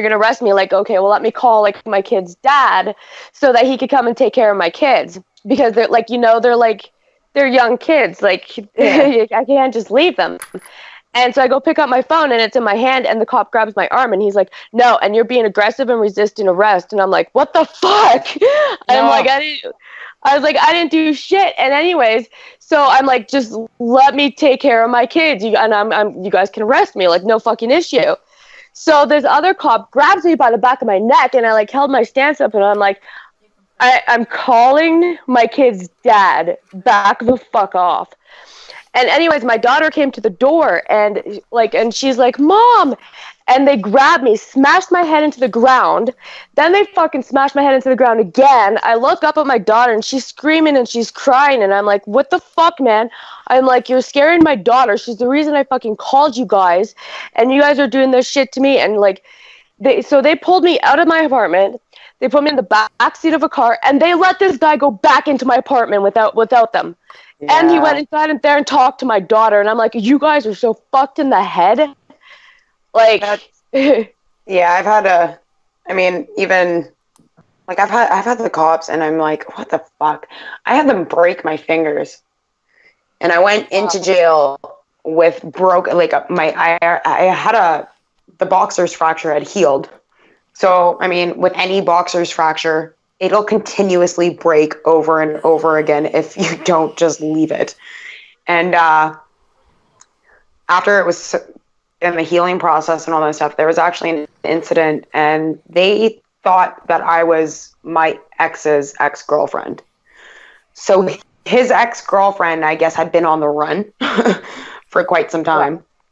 And they had been looking for her for like about a year and a half. Now, they thought that I was her because we don't look alike. Like, when I look at pictures of me and her, I'm like, we don't look anything fucking alike. The only similarities is maybe like the body size and the fact that, like, we both had blonde hair. I literally sat there in the car arguing with the police before anything happened. I said, my name is not Sasha. That's not my name. And I kept giving them my actual name, and they kept insisting that I was her. They actually physically ripped me out of the car, and when they pulled me out of the car, I actually tried to, like, hold myself in there because I was like, no, like, you're wrong. I'm not this person. I'm not who you think I am. You can't be just grabbing me out of the car. Anyway, they physically ripped me out of the car, and they were actually so forceful with me that they re-broke my boxer's fracture. Wow. And then about 20 minutes later, they realized that I am not the Sasha girl. They realized that my name is actually what I say it is. But cops ain't nice people about don't it think either. that cops in Canada. Yeah, people think cops in Canada aren't, like martial law like they are in the States. You're fucking right, they are, and they have no prejudice. Like they'll fucking beat up. They're fucking rude. I've gone in to like jail before, and I've actually had like bruising on me from a cop hitting me repeatedly in the face. One of my final charges that I ever had, I ended up getting assault on police officer myself. But what had happened was that they tried to arrest me, and when I went to go and move my head, they had me pinned down. There was one guy on top of me, kind of had me like hog-tied, kind of. And there was another guy who was kind of had his hands on my shoulders, but he was kneeling, and my head was like almost like at his knees. And I went to go and move my head, and he full tilt brought his knee back and kneed me in the head like 3 different times. I ended up having a concussion when I went into jail. But again, they ended up, when I said to them, like, this is an officer that did that, they didn't believe me. Nobody wanted to believe me at all. They ended up saying that I must have bashed my head off of the back of the cop car, or when I was in the back of the police cruiser. Honestly, I went in with a concussion too. I went home and I was dizzy. Like I couldn't even stand up straight. Yeah, I got out 4 hours after they arrested me. I got out. This guy got a fucking hotel room for 2 days. Yeah. Well, and I'm thinking to myself, like, I'm 5 foot fucking nothing and 100 pounds, and these are fully grown, like 6'2", 200-pound police officers, males, and this guy fucking kneed me in the face a bunch of times. Well, like I said, I got an un-X-related cop story that happened to me one time. A case of mistaken identity. I was an assistant manager to a GameStop in Colorado, out in Wheat Ridge, Colorado. And at the time, I didn't have a vehicle, so I was catching a bus, and I had to go open my store. I was going to be opening the store for the day. So I'm just got out of my apartment, and I walked to the bus stop. I'm dressed for work. It's wintertime, so I'm wearing a leather coat, and I'm carrying a cup of coffee, travel mug. And as I'm sitting at the bench waiting for the bus, 3 cop cars, Wheat Ridge cop cars, come barreling up over the sidewalk at me. The cop comes out, 2 of them with their guns drawn at me. The third one comes, grips me, throws me to the ground, holds me down there, patting me, telling me, don't move, don't move, don't move. Like, face in the mud and snow, fucking grinding me in, rough as shit, never once asked me any questions. Finally, after they got me patted down and they got me cuffed, they picked me up, roughly throw me back on the bench, watched my bus go by the way, as they took my wallet and went back to the car while I had one guy still standing there with his hand on his gun watching me. And at that point I'm asking what the fuck, and he's just telling me to shut the fuck up. 20 minutes goes by, and finally the guy that took my wallet comes back, uncuffs me, throws my wallet in my lap, and says it ain't him, and goes away. Finally, I turn around to the third cop that was going to his car. I said, what the fuck was that about? Yeah. Oh, there was a robbery in the area, and your description kind of matched it. I've had that. Well, I mean, they came after you because you had the typical criminal look going on, the coffee and all that. Oh, yeah, must coffee, be a criminal. khaki pants, white shirt, and a coat. Like you looked like a criminal. They were like, that guy right there. No, I've even had it like bus stop. Yeah, it's not him. He's drinking decaf. But he's all right. even a breaking and entering that requires you to treat me like you just caught me like raping a cat and killing a grandmother. I mean, that's they just, beat the living shit out of me. When this happened with this, them thinking that I was the Sasha girl. Like after, when they pulled me out of the car, my ex unfortunately was with me, and he actually ended up getting tossed on the ground himself because he was trying to tell them that her hand is already broken and that you guys are breaking it, because I was screaming. Like I felt them break my hand again. And I was screaming. The only way that they actually were like, oh, I guess it's not Sasha, was when I was like, my ears are only pierced once. That's how they knew that I wasn't her. The fucking cop came back to the car, and I'm cussing in the back of the car like, fuck you, I'm not this Sasha girl, like, let me the fuck go. The cop comes, opens the back door, lifts the hair above my ear, and goes, oh, guess that's not her. Because she's got 3 ear piercings on her right ear. I'm like, are you fucking kidding me? I have tattoos on my wrists. I have tattoos on my shoulder. Like, I've got all these defining marks that even if you put it in the system, it actually, like, if you type in my wrist tattoo, it comes up in the system that that's me because I'm the only person that has that tattoo. And they're like, no, she must be Sasha. Funny kept going off of that. Funny story about things being in the system. When I did get arrested for the harassment charge, and I was going through the processing and everything else, they were pulling up my file and everything else. Ironically, I'd never been in trouble with the law before that.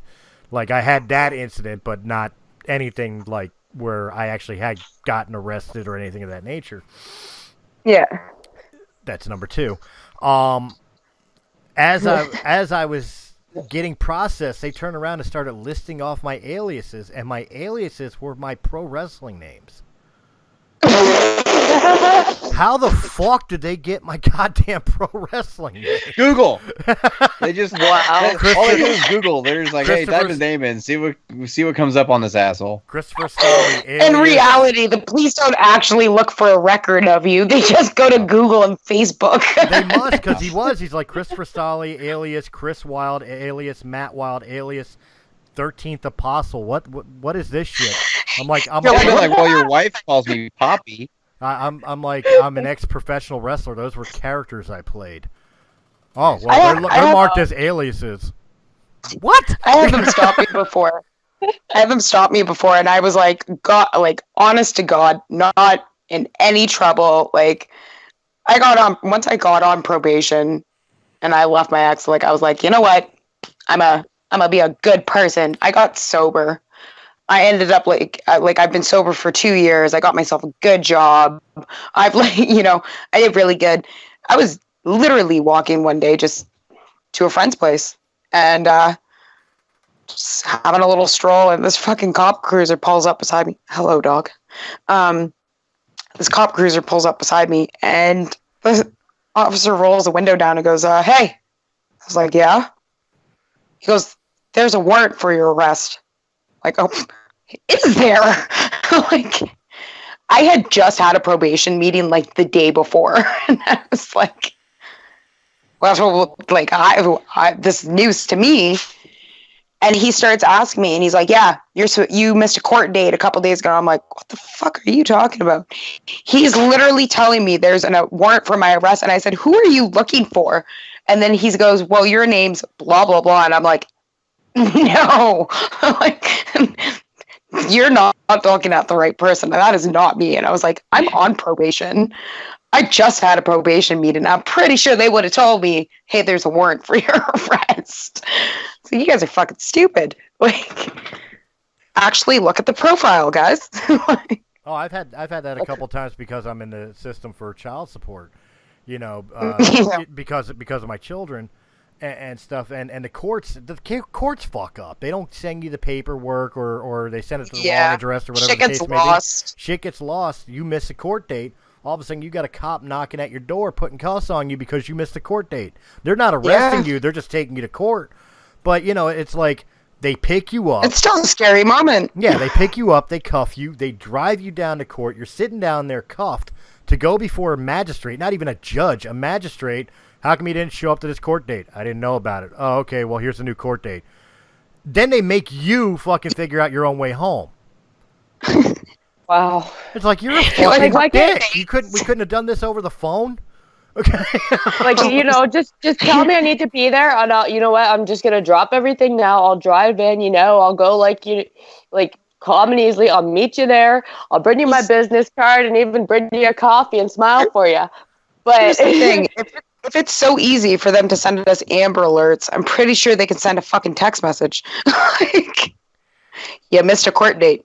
Well, they do that now. They do send a text message if you give them a text message number. They send an email on top of sending the actual court papers by mail. So I mean, they are covering their asses now. But back in the day, they didn't do that. You got a court letter, and it was normal mail. It wasn't even certified. Here in Canada. Yeah, it wasn't certified. You miss a court date, you're fucked.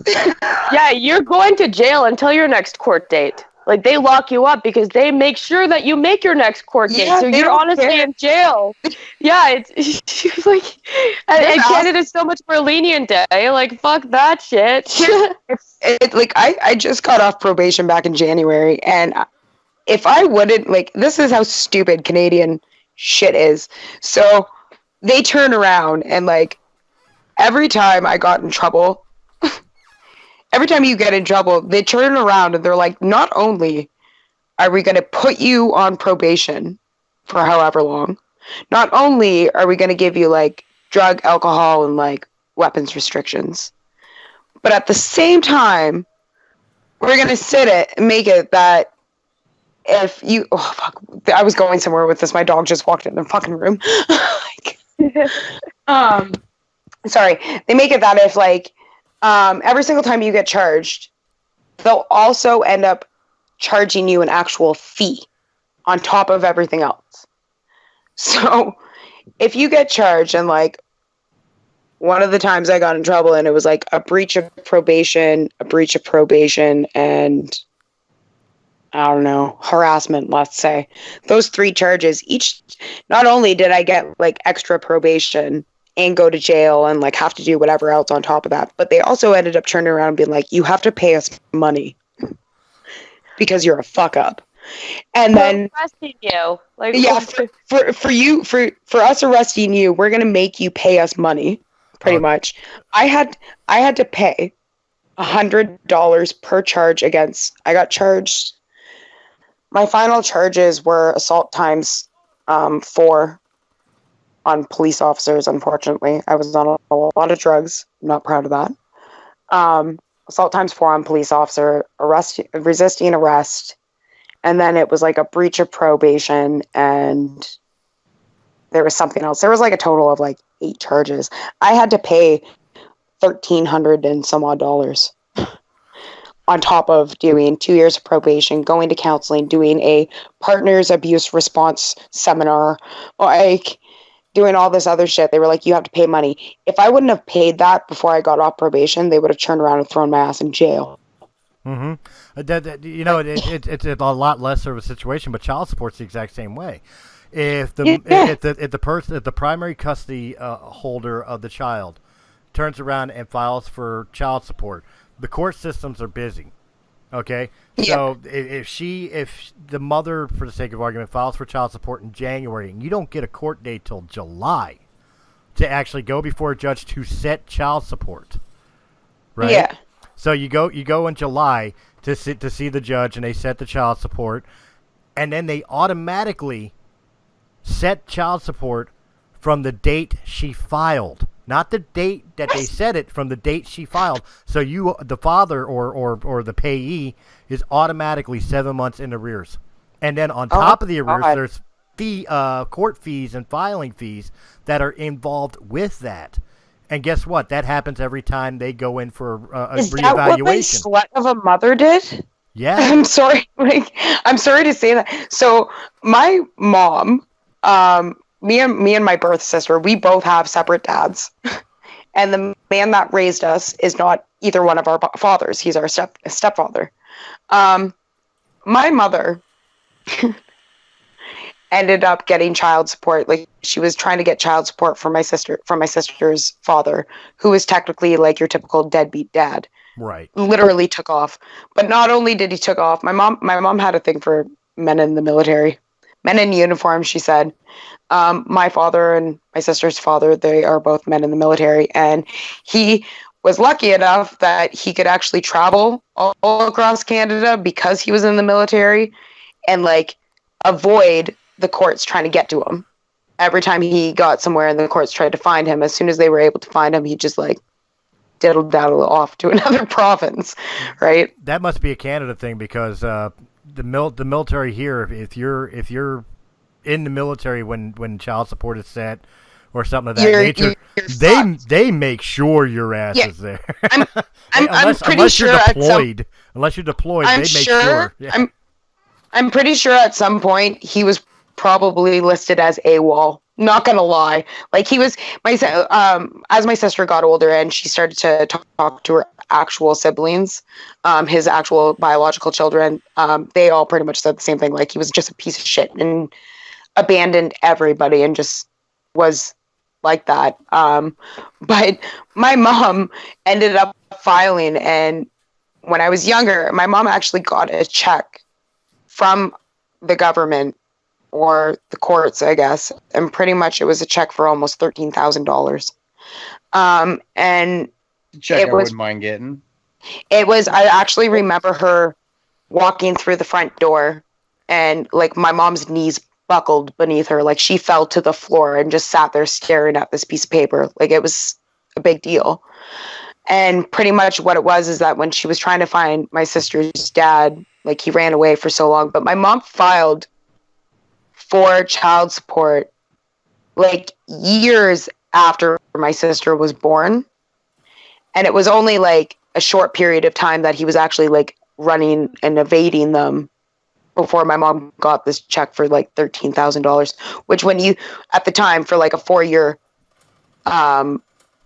like battle kind of thing, that would not equal up to fucking that much money. But over the course of my sister's entire fucking lifetime, at that point, that would make sense. Well, see, that's what it is, because the example I gave you is exactly what happened. Yeah, that's why I'm like, is that what she did? Because that's with my ex-wife and my current kids. Is I wanted to try to keep things out of court because of the simple fact of I knew I would get raped in the court system, and she knew she could rape me in the court system, so that's exactly what she did. And literally, the day I walked out from setting child support, first time even hearing what I was going to be paying per month for 2 children, I walked out of there $5,000 in the arrears. Jesus Christ! $5,000 in the arrears the day they said it. We lost Brian, by the way. Oh, he just disappeared. I was like, what happened there? There was a person. Yeah, so, like, okay, so while we were talking about police brutality and stuff, and, like, Shea was talking, actually, my internet shut off, and Brian's did, too.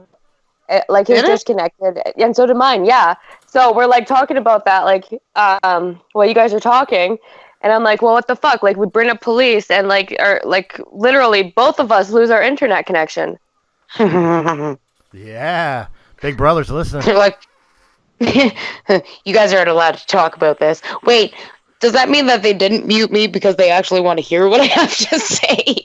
No, like I couldn't hear you. Like everything. Like Brian went black. I couldn't hear you. I couldn't hear Chris for a minute, and then like a few minutes after, Brian's like, "Wow, my internet just shut down." I'm like, "Dude, my fucking did too." That's strange. Like, I had all of you clear as day up until Brian's screen just froze, and then you know, he came back on, or not came back on. That's when his screen went off. But I heard you and I heard Shea clear as day. Yeah, I've been fine. No, Shea was talking and I couldn't hear you. Like for a minute, I'm like, okay, well, what do I do? So I'm like just sitting here. It comes back, and then Brian's like, wow, my internet just shut off. I'm like, what the fuck? Mine did too. Like, there's gonna be like a blank spot in the show. Like just utter silence. No, we're fine because the recording has nothing to do with internet. As long as I was able to hear you guys, the computer hears it. So yes. we're good to go on that. But they may block me from putting the video up. Maybe on certain platforms like YouTube, but I mean, like, does Anchor do that and stuff, and iTunes? To my knowledge, no, but who knows? This day and age where they censor. Yeah, you don't know anymore. You don't know. You don't know. I was like, Like, yeah, like after me and Brian like figured that out, I'm like, yeah, we totally have to do that conspiracy show. All we have to do is offend one person, and we could be completely demonetized or removed. I'm pretty sure I probably offended a couple of people. I don't care. How can you not talk and not offend someone nowadays? Like, honestly, like, there's not somebody in the world who's not going to be like, that's offensive. I have customers get offended at me because I tell them that I don't have the bacon box set at my store. Like, they're actually upset with me and offended that I don't have something for them. I'm like, Jesus Christ, guys. I worked at a cheesesteak place. And, okay, it's in the fucking name. Large Marge's Philly cheesesteaks. And we used to have fucking vegetarians come in. And they would bitch that we didn't serve vegetarian cheesesteaks. Well, the name steak is in it. Well, you should have Boca. Okay. You should cater to us. And why? You walked into an establishment that serves steaks. I work at a Little Caesars. Little Caesars. And I can't tell you how many people come in here, and I'm going to point out that 90% of the fucking meat that we offered is goddamn pig. Okay? It is pig. We have bacon. We have ham. We have applewood smoked bacon. Our pepperoni has freaking pork in it. Like, everything has pork. And everybody comes in here and is like, do you have something that doesn't have pork on it? And I'm like, cheese pizza. No. Yeah, I got a cheese pizza. Or people who come in and they're like, do you have gluten-free? You're in a fucking pizza store, lady. But get out of here. Like, if you want gluten-free, go somewhere else. Like, no. Whole wheat. But seriously, it's like, to me, it's like they're purposely looking to pick a fight. You came to a place with steak in the name, looking for non-meat. That's like me walking to the salad works and ordering a T-bone. Come on.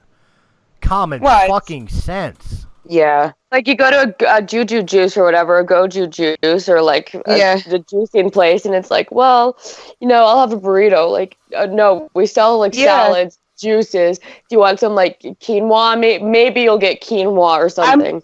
My favorite thing is like working in customer service, and I mean, they're always like, customer's always right. I am a manager. I love my store. I love my customers. I love my job. But sometimes you guys are not fucking right, okay? Sometimes I'm literally just astonished at, like, there is a menu board up behind me that literally tells you everything I have. And you come in here and go, what do you have? And I'm like, okay, I'm okay with reciting some shit. But when you come in here and look at me and go, do you have salad? And that fucking menu board doesn't say salad anywhere. Like, I'm like, guys, just read that thing behind me. Please stop coming in here. I've had people call my store and ask me for things. And I mean, yes, we are a pizza store. And yes, you would think that all pizza stores would be the same. But they're not. We don't have everything that everybody else has. So please stop calling me for the chicken parm fucking pizza. We don't have it. Well, see, that, again. No, it's not toppers. see, again, like the idea of the customer's always right motto meant something back in the day. Back in the day when people, like, when salespeople were fucking stupid. We're a salesperson when you walked into like a Sears and Roebuck. I'm talking like the 1950s, 1960s, and these people were like actually respectable human beings who sold you items and gave personal care to the customer, and in turn to make a loyal customer, the customer is always right. What you need, I will make happen. Nowadays, people treat it as such a inherent privilege that you abuse the customer service representative, in which turn the customer service representative becomes a useless fucking lump. My favorite example of that is that, so like I've worked in my job now for over a year, and like I said, like I'm in a management position. I love my job, and I actually love dealing with the customers and doing what I do. And even my boss, like he specifically puts me up on the lobby because I am a salesman. Like, I am born to sell, and I sell everything that I have, and I'm really good at up-talking. I'm really polite to my customers. Like, I treat you like you want to be treated. I had the unfortunate privilege of working at a fucking Tim Hortons. Oh, God. And, yes. Oh, my God. I'm like, I actually, when I quit, I looked at my manager and I like tore a strip out of her and I said to her, I said, you know what? I said, it's pathetic here now. I used to, when I was a kid, go into Tim Hortons with my grandfather. And it was great. My grandfather loved to go in there, get his coffee and his donut, and people were friendly and, hi, Paul, how are you? And, you know, you felt welcome when you walked in there. You felt like you wanted to be there. And, you know, I said, now you walk in here and it's like a fucking assembly line. And the customers are privileged. They act like they are privileged and they're above you and that they're so much better than you. But I'm literally working my job just like you work your job. But do I come in there and treat you like utter crap and just disrespect you? And just like, I've never had people be so rude to my face than I have been working at a Tim Hortons. And it's just coffee. Like, you're so privileged. You act so privileged over coffee, of all things, when you could just be like super happy. Most of my customers now that I deal with them, some of them on a weekly basis and stuff like that. And they like dealing with me because I'm friendly with them and I'm nice to them, because they don't treat me like a piece of shit. Well, see, like, I don't understand. Like, when I go into somewhere, it's so weird because, like, I'm always that person who's like, hey, you know, or I'll take this, and, you know, big smile, you know, keep the change, you know, I'll take that donut, and, you know, like, I'm so socially awkward and stuff, but, like, I guess it looks cute and everything because, like, most of the time people smile at me, but when I go to, like, order something at Tim Hortons, they look at me like I'm fucking crazy, and I'm like, yeah, I'll have that jelly glazed donut, you know? Bitch. Exactly. It's like they're so used to being treated like shit by people that, you know, like, you get the one appreciative, like, worker there that's always like, oh my God, you know, and you could tell they're just like, fuck yes, you know, it just made my day that someone actually smiled at me or something. But it works both ways too, because it's funny you guys mentioned Tim Hortons, which at least I have no experience with. But, you know, it works both ways because sometimes the customer service representative, especially nowadays, they have such an inflated ego and over belief of self-importance for their job title. Yes, I'm talking to you, Starbucks, and your fucking baristas and your $7 fucking mud coffee, which is garbage. Coffee. And they act like they're fucking nuclear fucking physicists. Oh my God. They make fucking terrible coffee. Overpriced. That's a whole. Those are the girls that me and Venus like to look at in school and beat up because they were too fucking full of themselves. Oh my God, like the worst in high school was like they're like, oh my God, like blah, blah, that was my blah, sister. Like, really?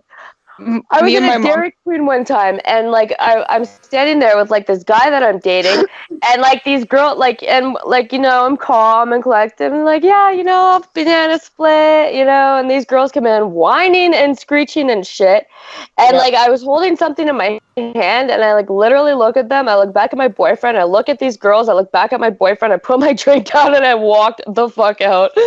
He's like, wow, you're gonna beat their asses, weren't you? I'm like, are you fucking kidding?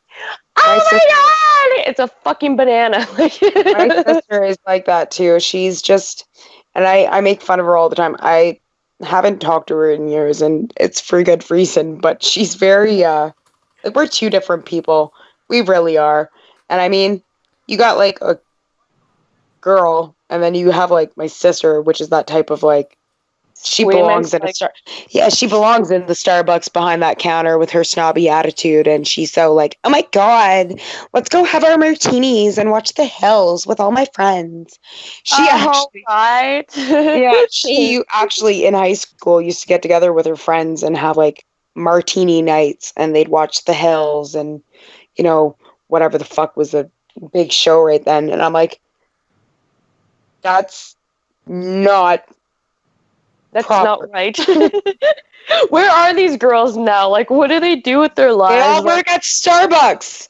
Oh! That's where they are. You know what? It's a perfect place for them, okay? Like, I don't even go to Starbucks. They can all fucking stay there.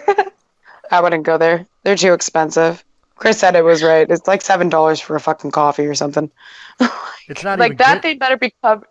Like, it better be filled with whipped cream and like chocolate sprinkles with a chocolate bar sticking out of it. Like, fucking flavors beyond flavors. Like a fucking, I want layers of flavors if it's gonna be $7. They could just give you diabetes in a cup. They really like I'm not a person that goes for like the bullshit coffees or the frappuccinos, the cappuccino, I just want latte, coffee. you know, American extra water, whipped foam. Put some coffee grounds in a fucking filter, pour some hot water down it, serve it to me. You know what I mean? Cream, sugar. and the coffee they give you, it tastes like it's been on the burner for fucking 5 years. Because usually it has. And of course they want to argue with you. Of a Tim's. And of course they want to argue with you. You come in, you say, "What do you want, sir?" It's like, "Well, I want a large coffee." Oh, you want a Volante extra Americana with water? Grande. Like, no, a fucking large cup of coffee, you dick. You know, like, I'm gonna cross the street to that restaurant. Yeah, right. That fry place has better coffee. Oh my god, You want a good way to get the scruff on my neck, like to furl up like a cat about to pounce? Yeah. Talk to me like I'm a moron because I didn't use your bullshit words. That's a good way to get me started. my boyfriend and I'm always sitting there and I'm like, oh, can we go to Timmy's? Because like Tim Hortons is just crack for any Canadian, of course. And I'm like, can we go to Timmy's? And he is just, fuck Tim Hortons. We're going to McDonald's. Like, he'd rather go to McDonald's and get a McDonald's coffee. And I'm not gonna lie, they're a lot better. And most of the time, McDonald's people have, like, I'm not kidding you, compared to Tim Hortons employees, like my McDonald's people that I deal with, I'm like, you guys are so cheery. Like, I want to get food from you all the time. I'm going to come and get my Big Mac from you high all the time. Like, all the time. God. I hate when you're like high as fuck and you're like trying to order at McDonald's and it's like, what do you want? And you're like, I want it everything. All. Like, everything. Everything on that menu. My fat ass can't help myself. My boyfriend ended up doing a job. He's actually renovating his parents' house and there's me home by myself. I happen to be off the one day. I'm like, whatever. I ended up smoking a couple joints. And I'm sitting here and I'm hungry and I was going to make him dinner. But because he's at his mom's place and he's doing this bathroom renovation, I don't know what time he's going to be back. So I'm not going to make dinner just in case he's not back. And luckily for me, he actually didn't come home that night until like 10:30, almost 11 o'clock. And so my fat ass is sitting there on the couch at like 3:30, and I know nowhere to lie. Ordered like $45, $50 worth of Chinese food. Okay. And then about 10-15 minutes later, decided I'm going to go onto the Pizza website and also order deep fried pickles. And then they're like funnel cake fries. Like, my fat ass ordered like $70 worth of food, and I sat here and ate it by myself. Like, wow. You didn't even save him a pickle? I saved him a couple deep fried pickles, but I even texted, and he came home, and I was like, I'm sorry, but you weren't home. And like, that's the only excuse that I could come up with logically. Keith, you weren't here, so I had to order $60 worth of food in case the apocalypse happens in between. Like, I don't know what I thought was going to happen, but I needed $60 worth of food from 2 different fucking restaurants. Like, that's like a combination of being alone, being bored, PMS going on, and a little bit too much weed. Like, you just back the fuck off when we eat. I just looked at him like, you weren't here. I'm sorry. Oh yeah, well you're all full and like fucking happy as pig and shit, and you can't ruin my buzz now. You cannot ruin my buzz, Keith. Fuck off, Keith. It was pretty good though. I mean, he was happy that he got the deep fried pickles. I saved him that. You can't eat those cold. They're just not right. No, but you can deep fry them. Why would you do that? Because you can if you like really, really need to. Do you believe in yourself? Yeah. Okay, listen. Okay, I don't get out much. I don't. Oh my god. Skip the dishes has become a thing here, and I just don't leave my house anymore. Oh my god, I've got like such amazing like deep fried pickle recipes. Like, I remember one time like I wanted like deep fried pickles or like cheese sticks or something, and like someone's like, "Well, you could just use pancake batter," and I'm like, "What? You can literally deep fry pancake batter and have deep fried what?" Yeah, it fucking works. Panko breadcrumbs are the best for like anything deep fried. Anything. Oh, now we're talking about food, and I just had dinner not long ago, and I'm like, oh my god, I gotta go cook something. I feel like Chris is sitting there like, I'm just gonna go eat food, guys. Yeah, I know. After this show, like we're all just like, what to have now? What do we have for her second dinner? Oh yeah, I'll be eating as I'm editing. Trust me. I know. I'm like into all hours of the night right now. Oh, I do. I do. Not to, we had this conversation last night, so you guys can tune into Rumble the Mist podcast. But long after the microphone is shut off, I spend 3-4 hours putting the videos together and getting them up on the respective platforms, and then I'm out promoting the shows and updating the website or whatever the case may be. So when the show ends for everybody else, it's still going on for me. Still going. Still in work mode. Yeah. Still in work mode. That's me. Every time I come home from work, my boyfriend's just like, okay, you need to stop. Like, just turn that off for a couple minutes. I'm like, oh, God. So. Too many things to do. And I do it for the great paycheck that one day we might ever see. Hey, we could all be famous one day. You never know. I've been famous before. Actually, I have a funny story the other day. Being a wrestler and a musician, even at a local level, people would recognize you. But I have been retired from that whole entire scene for about 10 years now. Yeah. And so I've been, with the podcast, I'm kind of still in obscurity. Like, people don't really know who I am or what I look like for the most part and stuff. But Jen and I went to a Dunkin' Donuts the other day, and I'm ex-military, and I was wearing a Navy coat, and it struck up a conversation with a whole bunch of old Vietnam veteran guys that were at Dunkin' Donuts one day, and it literally was like a flashback to the days when I used to get stopped in a mall to sign an autograph because that one kid remembered me from a wrestling show, and oh wow, like. All I want to do is eat my croissant and drink my coffee, and I'm stuck in like a 30-minute conversation about my service. Yeah. You're like, I forgot that this happens. Like, yeah, I forgot what this was like. I'm used to just getting my shit, sitting down, eating, and leaving. Yeah. Just kind of like going under the radar there. Yeah. So nice warm croissant with butter. Fuck yeah. Well, I get the bacon, egg, or the sausage, egg, and cheese on the croissant. Oh my god. Fuck. See, okay, we gotta go now because we need food. Yeah, I've had this horrible craving for bacon for the last like 2 days, and my dumbass literally has been like, I've looked at my boyfriend and been like, I really want a BLT. I got the bacon, and then I turned around yesterday and I was like, oh, we need to go to the store and get milk, creamer for coffee. Like, did not get lettuce, did not get tomato. And I'm like, I just really want a BLT, guys. Yeah. No, you can't have a BLT without the lettuce and tomato. I was like every single time, I do it to myself every time. Just like, oh, of course. Let's just talk about more food. Croissants with bacon on them and fucking, hate you guys. Oh, fuck. What are you guys going to eat now? Oh, God, anything that's in my fridge without waking my boyfriend up, because I'm pretty sure he passed out on the couch. I'm thinking Scrapple. Scrapple? I'm thinking me some Scrapple. You know, like we were talking about sausage, and we're talking about bacon, and we're talking about pepperoni, and we're talking about ham, and all the parts of the pig. It's everything. Scrapple is everything that's left. Everything. And like a hot dog? So yeah. Pretty much close to a hot dog, yeah. And it's made into like a loaf, like a brick, and you slice it up, you fry it, and yummy. Does it come in a can?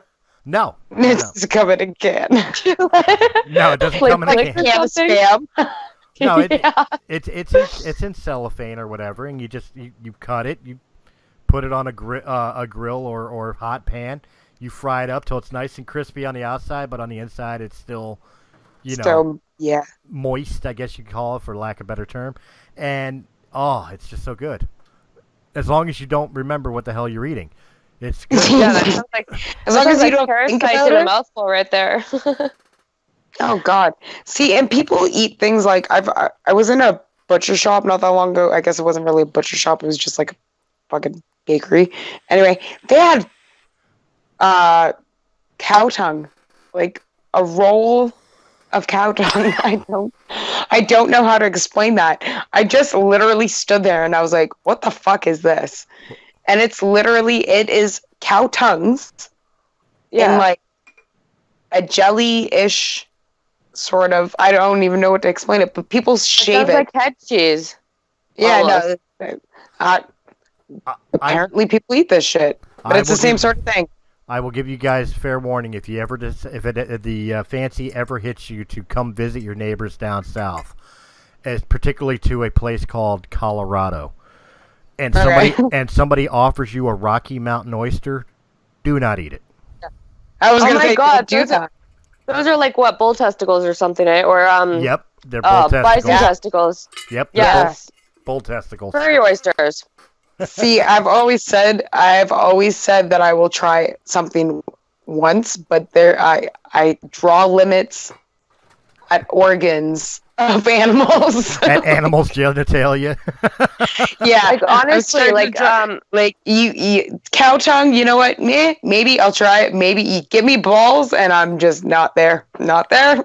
Ooh, this is so delicious. Farmers of like bison and stuff, like they actually keep these because they're like the most tender part of the animal, and they're like a huge delicacy, and they cost so much money if they want to buy them from them because they're that fucking good apparently. See, it used to freak me the fuck out when my grandmother wanted to cook the turkey with the innards with it, like with the neck and the heart and stuff like that. That freaked me out.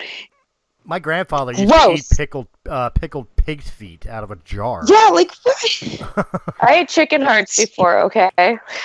I'm not. I've had I grew up in the middle of buttfuck nowhere in the bush. I've had beaver, like actual beaver, not. That's like pretty greasy stuff. I've had the other one. I've had.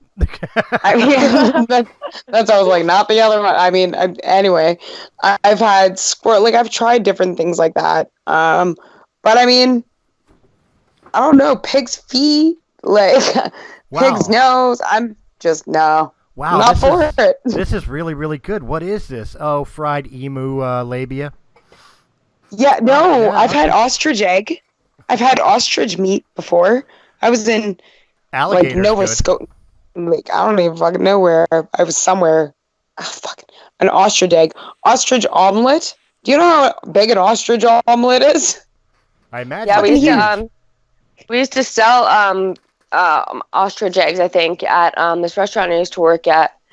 I used to be like one of their best sellers there, and so they would wait until I was working. What else do we have? We had not penguin eggs. They were like little blue eggs that we were selling too, and you had like 3 of them to make up the size. Quail eggs. Quail eggs. Yeah, we used to sell those. Like, oh my God, the stuff we used to sell there. And like at first I was like so against eating it. And like the chef was from Montreal. Like he studied in Montreal and stuff. Like they have no limits on what they eat and what they can make taste amazing. Let me tell you that. I've like seriously tried so many more different foods working there, because it's like, wow, you're cooking. I know it's gonna be good. So, I'm German descent, so pretty much anything that used to come from animals, I'll eat. But the key thing is to just not tell me what it is. Like the first time I tried alligator, I thought it was just like a moister, a juicier white meat chicken. And I thought, oh, this is really, really good. And they told me it was alligator. And by that point, it's like, oh, okay, I accepted it because I already knew what it was. Yeah, I'm already into it. But if you would have offered it to me as alligator before I took a bite in it, I'd be like, nah, I'm good, dude. You know? I'm the Land type of animals person. are fine, but like squid and stuff, I won't eat squid. No, certain things like I've tried certain things, like I've tried calamari and I've tried escargot and stuff like that. Like I've tried certain things because I'm adventurous when it comes to certain foods. I remember my sister and my mom. We used to make fun of her all the time because she just believed everything, and she was so stupid and gullible. Anyway, my mom made dinner, and I remember my mom telling me, she's like, you're not allowed to tell your sister what it was, because my sister was the type of person, like, she was so sensitive too. And like, we had 2 goldfish, and our goldfish died at one point, and my sister, being fucking stupid at the same time, started calling herself a fishitarian. And we're like, okay, wait, Shannon, what do you think that means? And she's like, well, I won't eat fish. And we're like, no. Like, that would mean that you just eat fish if you're wanting to call yourself, like, it's not even a word to begin with, but that would mean that you strictly eat fish. So, like, she was sensitive. My mom said to me, she's like, don't tell your sister what I'm making for dinner. And I'm like, well, what are you making? And she's like, I'm making veal. I'm like, oh no. So, of course, I know what veal is. And I'm like, fine. And my sister is like, well, what is it? Because she's never seen this before. My mom gives her this plate of food, right? We're sitting at the table. My sister's like, what is it? My mom's like, just eat it. She's like, well, what is it? My mom's like, just eat it. I'm trying not to like bust out laughing. And my sister is literally like, Mom, I'm not eating it unless you tell me. I won't eat it. I won't eat it. And I finally turned and looked at her and I said, it's tortured baby cow, Shannon. And she started crying. My mom's looking at me going, you're a jerk. And I was like, but my sister is like, why would they kill a cow? Why would they kill a baby cow? Why would anybody do? My mom's like, it's meat. Like, it's food. Just eat it. There's one time my mom was I like went over to my mom's for dinner a long time ago, and like my daughter was like 3-4 years old or 5 years old. She was really young anyways. And my mom like looks at this roast that I brought over and she's like, well, this kind of looks weird, you know? And my daughter's like, Mom, like, what is it? And I'm like, oh, it's puppy. She's like, what? My daughter's face just lit up. She's like, what? Are we eating puppy tonight? I'm like, yeah, but don't tell your grandma. And so like, honestly, like my mom ate this roast and stuff and my daughter sat there this entire time with this fucking expression on her face. I will never forget. And she still thinks to this day, like, Mom, remember that time you tricked Grandma into eating mortified. Puppy? Oh no, she was just beaming. Like, she's got that like I want to laugh so much, and like she is like, you pranked her so good type of look and everything. It was fucking gorgeous. And like to this day, like she'll still be like, Mom, we ate puppy and we made Grandma eat puppy. She still doesn't know. It's funny you say that because I did, kind of circling back to the ex's stories.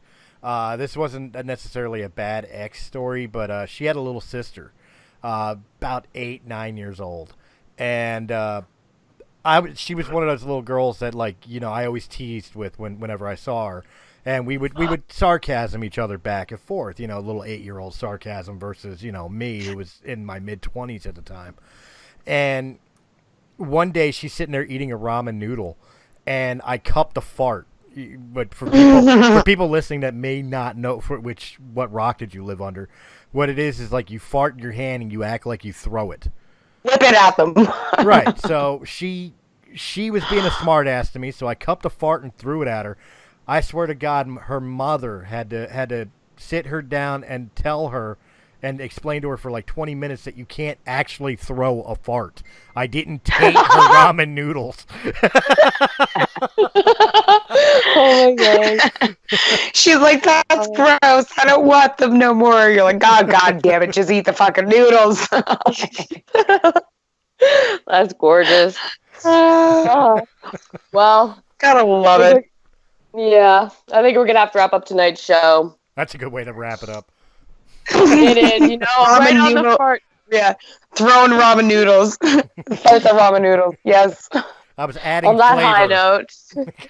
I was adding flavor. Yeah, because those things taste like nothing. Like straight up water and fucking noodles. You gotta add your soy sauce. A little spice. Just needed a little spice. Just a little kick. Well, it's going to taste like that when it comes out anyway. Oh, my God. Oh, well, thanks, everyone, for joining us. Thanks, Shea Madonna, for joining us. Thanks for having me on. Do you want any stalkers? The Facebook? No. I have to monitor that shit. I have employees. Okay, well, I'm sure you'll find Shea Madonna back here occasionally. Yeah. For sure. And Chris? Well, you can find me wherever there's Realm of the Mist Entertainment, right here on YouTube, Anchor.fm, or wherever quality podcasts are found. I was going to say, it was pretty easy for me to find you, so I mean. You call it stalking, I call it falling in love from a distance. Yes. See? It's potato. You can find me here on Tuesday nights and on Monday night at 9 p.m. I guess we're not doing live anymore, and we will be once I figure out what the hell's going on. NSA, leave me alone. Yeah. You know what? It's guaranteed. It's not my fault that I wanted to talk about friggin' shit that happened with the cops. Like, come on, guys. Police brutality shut us down.